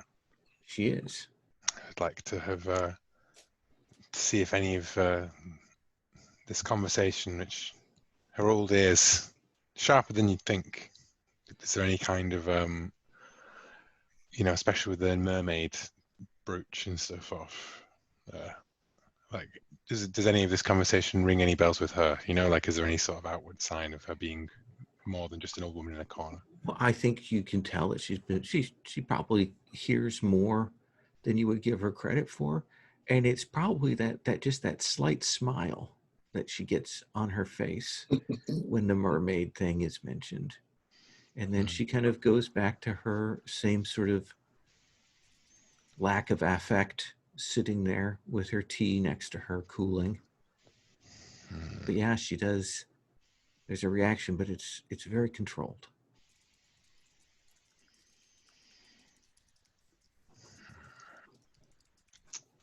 Okay. What do you want to do? You've got one of the caretakers out of the way. You've got one still on site. You've got Mrs. Carfax here. Yeah, I don't. So it's Eva it's Phoenix who came back, isn't it? Sorry. Yes. Yeah. So Phoenix, how do you like Brindlewood compared to New York? It is a very rustic place. It's what we wanted. I would like a little more. If we could get a little more sophisticated flavor to what we have here. I mean, there's rustic and then there's rustic, if you take my meaning. Yeah, I take your meaning entirely, dear. It took me quite some time to get used to Brindlewood Bay's charms myself. I do so love what you've done with the place. I mean, it is very authentically Victorian. And her eyes linger on the stars and stripes flickering out in the doorway. Well, we try our best here, but we sunk quite a bit of money into it. Oh, well, I suppose Farmer Stockton was... Yes, of course. Farmer Stockton must have been very different back when it was his. Well, I expect so. Tell me, did you have to do much work? Quite a bit, actually, yes. Oh, and had you been down to visit before? We had worked through agents. Ah, so you bought this place sight unseen. Well, we had photos and such, yes. Oh, very brave, very brave. I would never trust another person to deal with my affairs in such a manner. And how did you ever come by that sweet boy, Mr. Underwood? He stopped by one day. He heard us talking about New York. He's a young man with more ambition than brains. So I think he thought that perhaps since we were New Yorkers, we might help him get out of here into the big city. By working as your caretaker here in Brindlewood Bay, okay. I don't think he's thought through his plans that thoroughly. Well, he is rather easy on the eye, I must admit. If you like that sort of thing. Now,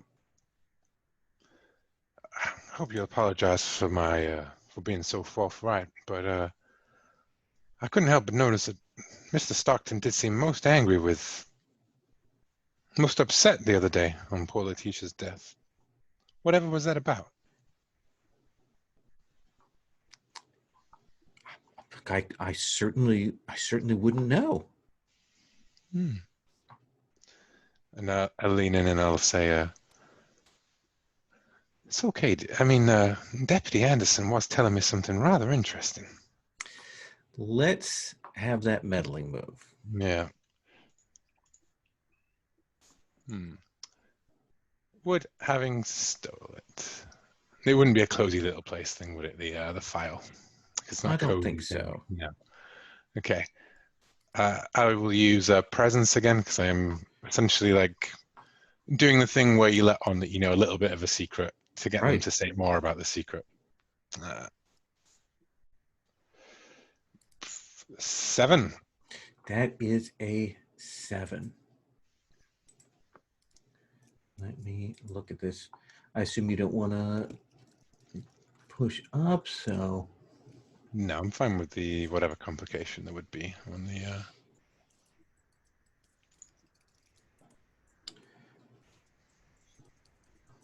I think we'll see you kind of move and maybe realize that the last time you were here, the tables were kind of arranged a little bit differently. As Phoenix kind of says, I need to look to some things, and she'll kind of step off, and you and Bobby will maybe look at each other and go over to one of these desks that's here that's clearly been moved to keep it inaccessible.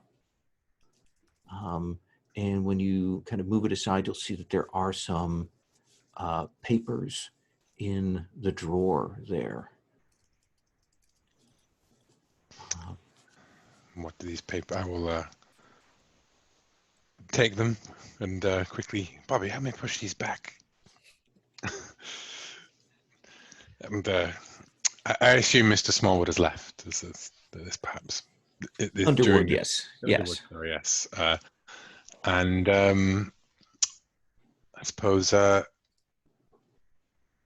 I will try my best to keep an eye out and make sure that Miss Carfax, I guess maybe we're not like directly in front of Miss Carfax kind of thing, but I'll peer around the corner and I imagine Miss Carfax's eyes are just locked straight onto where we are. Like, Right. she does give me the vapors. You will see that there are a set of papers here that look like they're older, and you guess that they maybe are the things have been erased here, but it looks to you like the paperwork for falsifying one's identity, like for a couple of people. Some of the paperwork here, things, some of it, from here in Massachusetts.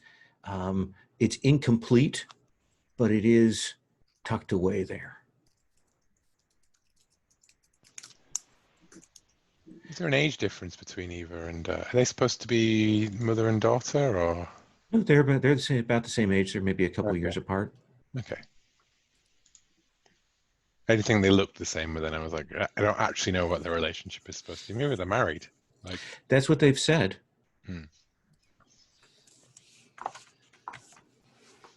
Okay. We have a number. I believe this was clue difficulty 7, wasn't it? It is. I think we're now at 9 altogether, or even more. With this one added in, so 1, 2, 3, 4, 6. Yeah, that'd be 9. You'd be at a +2 if you two wish to theorize.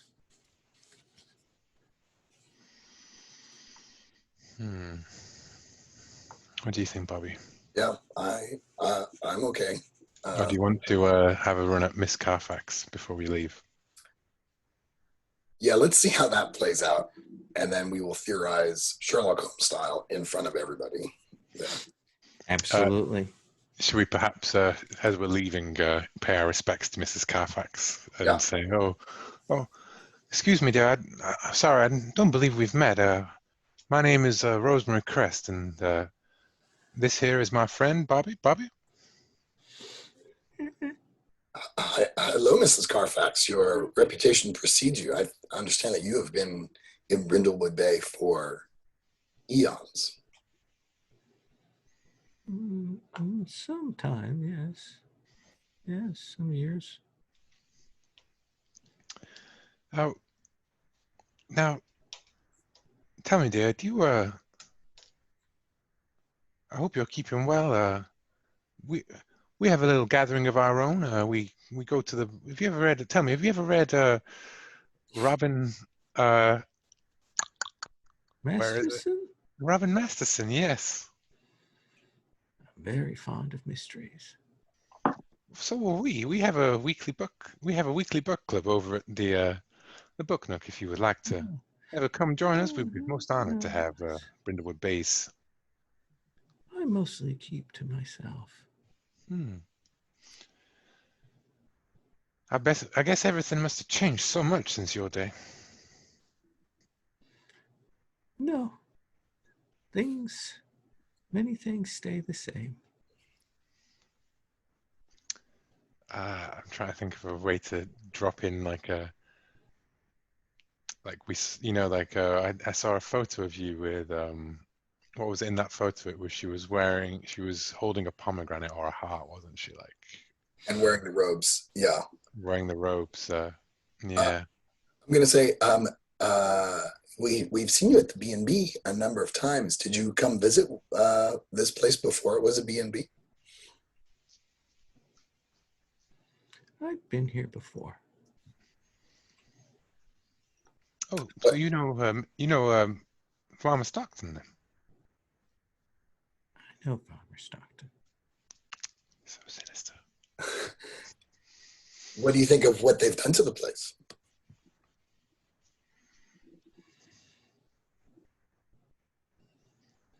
Very classic.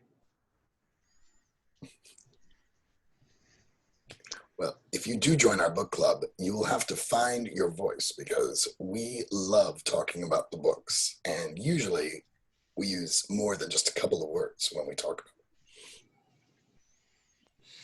about it. Bobby. She kind of turns and looks at you because you're kind of being a little bit rude, and she smiles. All right. I'm sure we'll have some conversation in the future. Okay. I look forward to it. Now, do take care now. Bless your heart. Will, I kind of feel like doing this thing where we start to walk away and then I turn back and I go, oh, by the way, I found this picture of you. I feel like we should hit her over the head with it. Yeah, sure. Yeah, sure. Like I was rummaging through the old bookshop or something. Yeah. Found this in between a page, but book in the library or something. Yes. Like yeah. So, what is it? What is it you want to? What reaction are you expecting? What is it you want to have happen here? All I really want is for her to know that maybe we're onto her.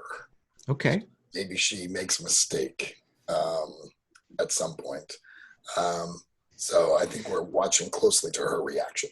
She will look at it and she'll say, "Oh, that's not me." Do you know who it is? Oh, yes. That's my daughter. Oh my God. Oh, well, this is rather an old photo. I would have thought. Why? Is your well? Oh. How old would that? Oh, I do apologize. How rude of me. This is such a shock to see that. I'm very tired now. Can we call you a cab? No. I'll speak with lovely Phoenix Neva. Great. Well, we will. Would you like this picture of your daughter then? No. You can hang on to that. walk out the door with the camera just holding on Mrs. Carfax. I fear she rather got the better of us in that conversation, Bobby. Yeah, who knew that such an old bat would be so creepy? Oh, you can say it. Such a bitch.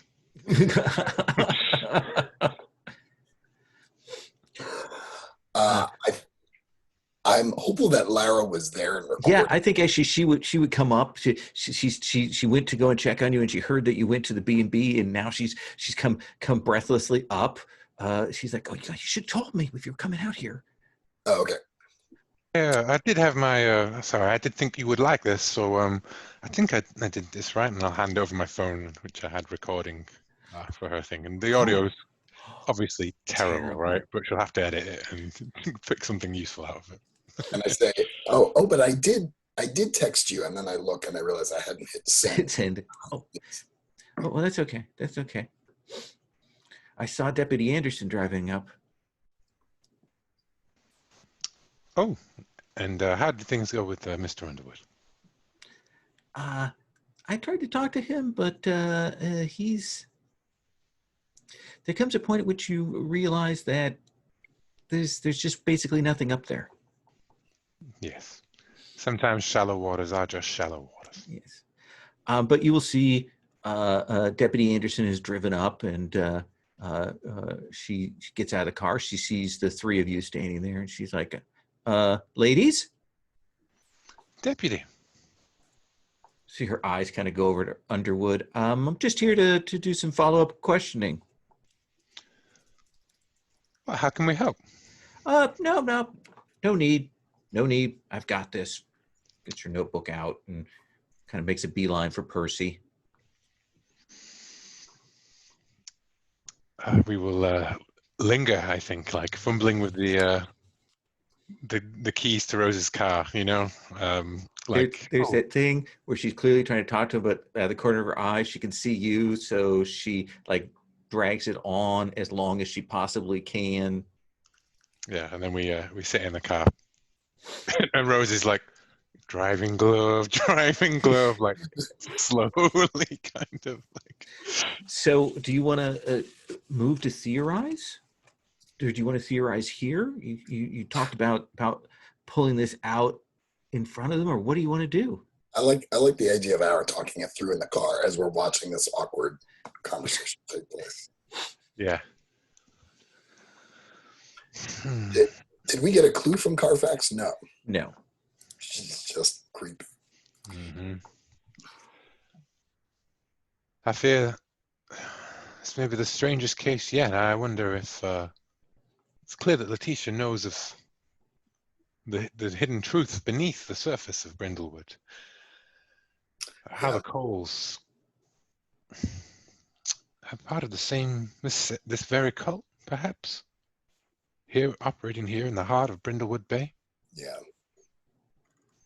Yes, no doubt. They've been inducting folks for years. Why the Coles got involved with the cult is anybody's guess, but perhaps they were doing it in New York.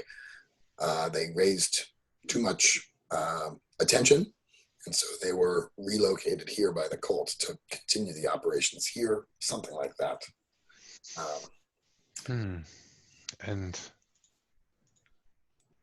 that was clearly a side of some importance to these people, and clearly one that's in use, so that would make sense. But who did the Coles poison Eva? I mean, Letitia?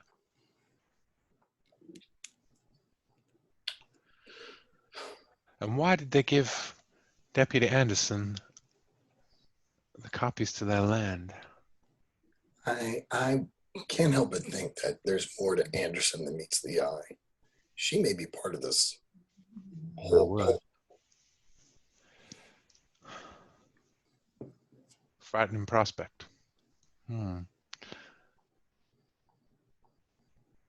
Maybe poor. The identity change papers. Now, for two women, do we know how old those papers would be? Like what context are you asking here? Like, Well, I'm what do like, you could the what do you paper? think? Well, the obvious thing is that those are papers for the Coles, but I'm thinking if there may be papers for Stockton's family instead. The daughters? Yeah, Can't it be both? could be. Oh, yes, yeah. Oh, did he have two daughters? Yeah. No, I see. I've been thinking it was just a wife and a daughter. Sorry, that was my bad. Okay, that's cool.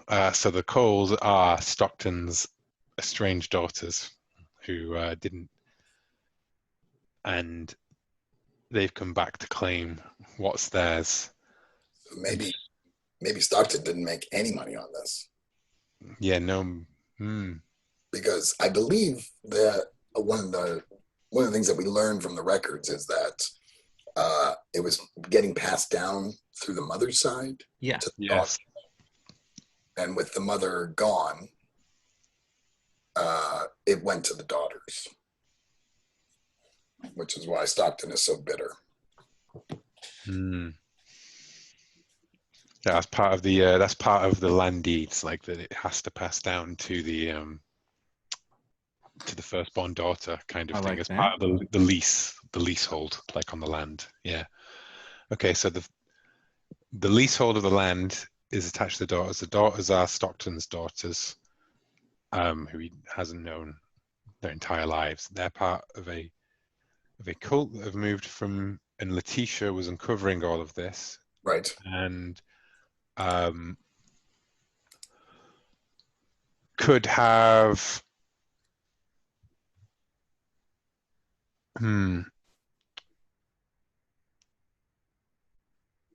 so she was killed not just because she stumbled across it, but because she the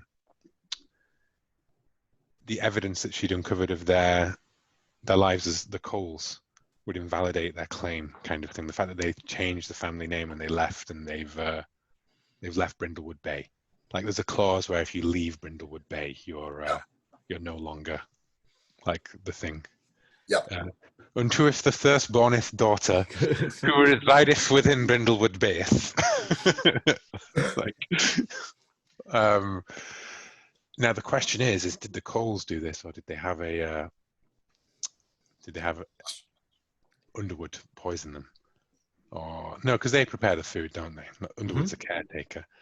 Yeah, and I think that they're trying to pin this on Underwood now. Like they're trying to frame Underwood for this. All right. So I think that we kind of fade from your car thing to all the people gathered in the room as you're telling this story, right? As you're giving this out, and everyone is kind of looking at each other as this is going on. And I think Stockton's kind of, you've called him, and he's probably, still standing in a doorway there, and his face clouded.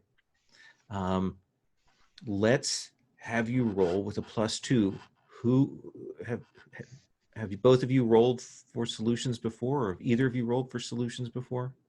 I believe we've all rolled for a solution before, I think. But it's a flat thing anyways, isn't it? Our stats don't come into it. So No, so it's a +2. So okay. who feels lucky? Dan? Will? My rolls have been getting worse. Well, go ahead, Will. Okay.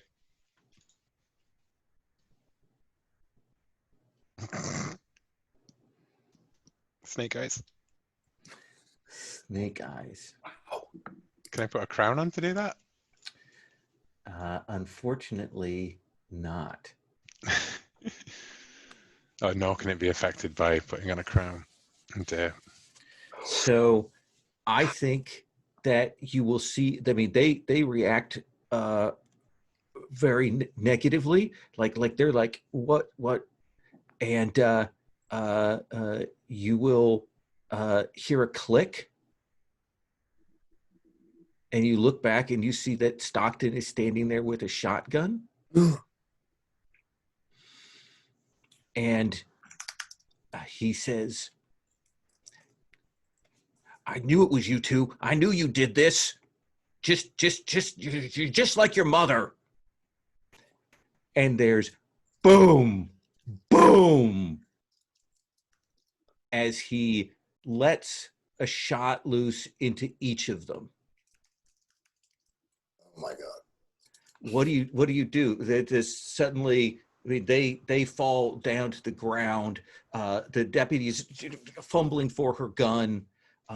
He's unloaded, 2 slugs from this shotgun. What do you do, Rose? Cry about getting a 2 on the dice roll. I think Rose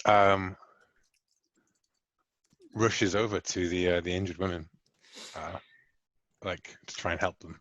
And you grab Ava, and she goes, I don't know what you're talking about. He's not our father. And is there anything I can do to roll to? I think, given it's gotten dusk and we're doing the solution, I think that's a night move. Yep. And I think that is probably composure. I think, actually, like trying to, help someone not bleed out. Let's have you roll that. What are you afraid is going to happen? Are they going to die? Yep. Cool. That's a 10. That is a 10. Which one do you save? Oh, God. I'll come back to that in a second. Bobby, what do you do? I think I run to Stockton to grab the gun away from him. That is a night move. But I would like to also just cast a glance at Carfax and see how she's reacting to. She hasn't moved a muscle except to smile. Oh my gosh, of course. Okay.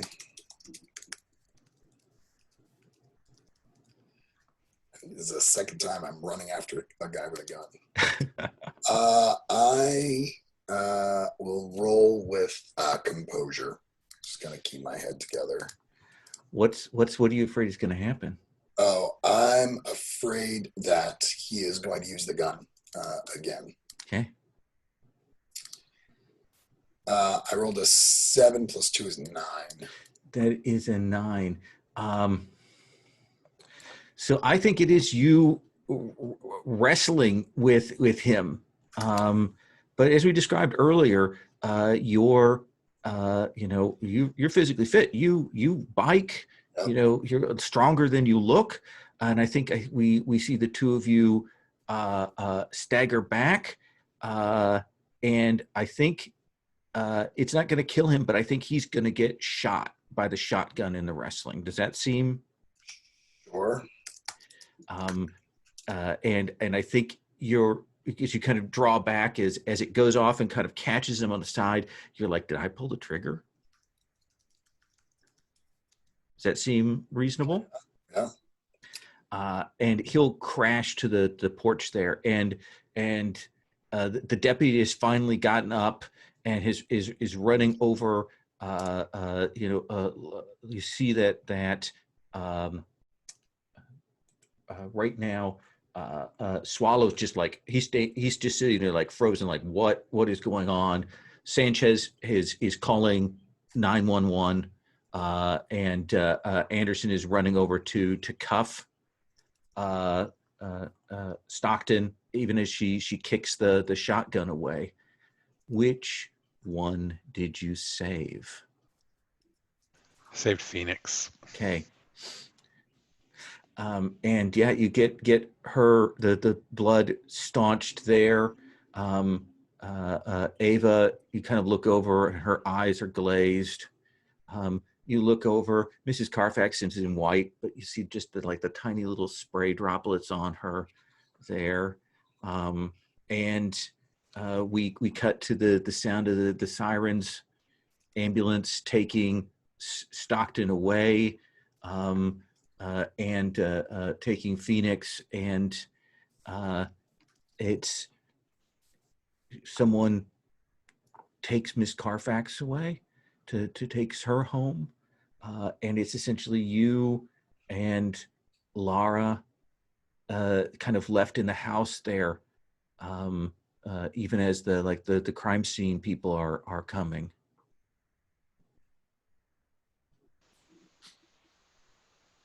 And Lara's like, wow, this is amazing. You figured it all out.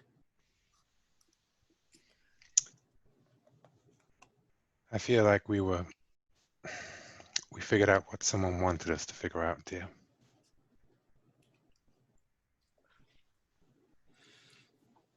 What do you mean? Usually these things don't end with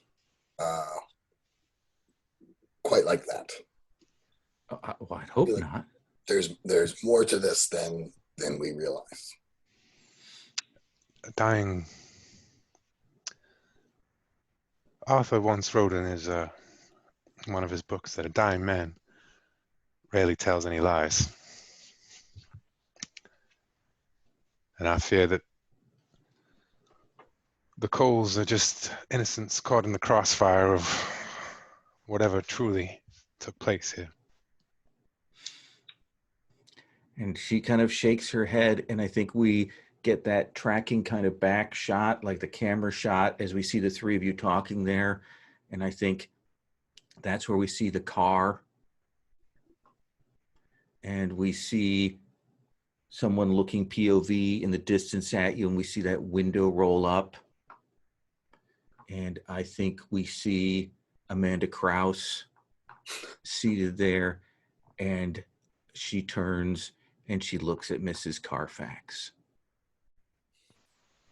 And that is the end of that episode. I mean, could I also say that maybe Oh, yeah. Damien Swallow is in the car? Okay. Yeah. Like he's in the front seat, kind of turns around and looks. Yeah, he's a driver. Yeah, he's got like butler's gloves on, like. Perfect. And that is our episode. We will be returning in October. If both of you can make it, and we'll see if we can get this back. We will continue on from this point regardless. So I don't necessarily want to do epilogues, except to know. No, we'll save that. We'll just leave it there because I think that's a good hanger. I'm going to stop recording, but I wouldn't mind doing the quick stars and wishes if you don't mind.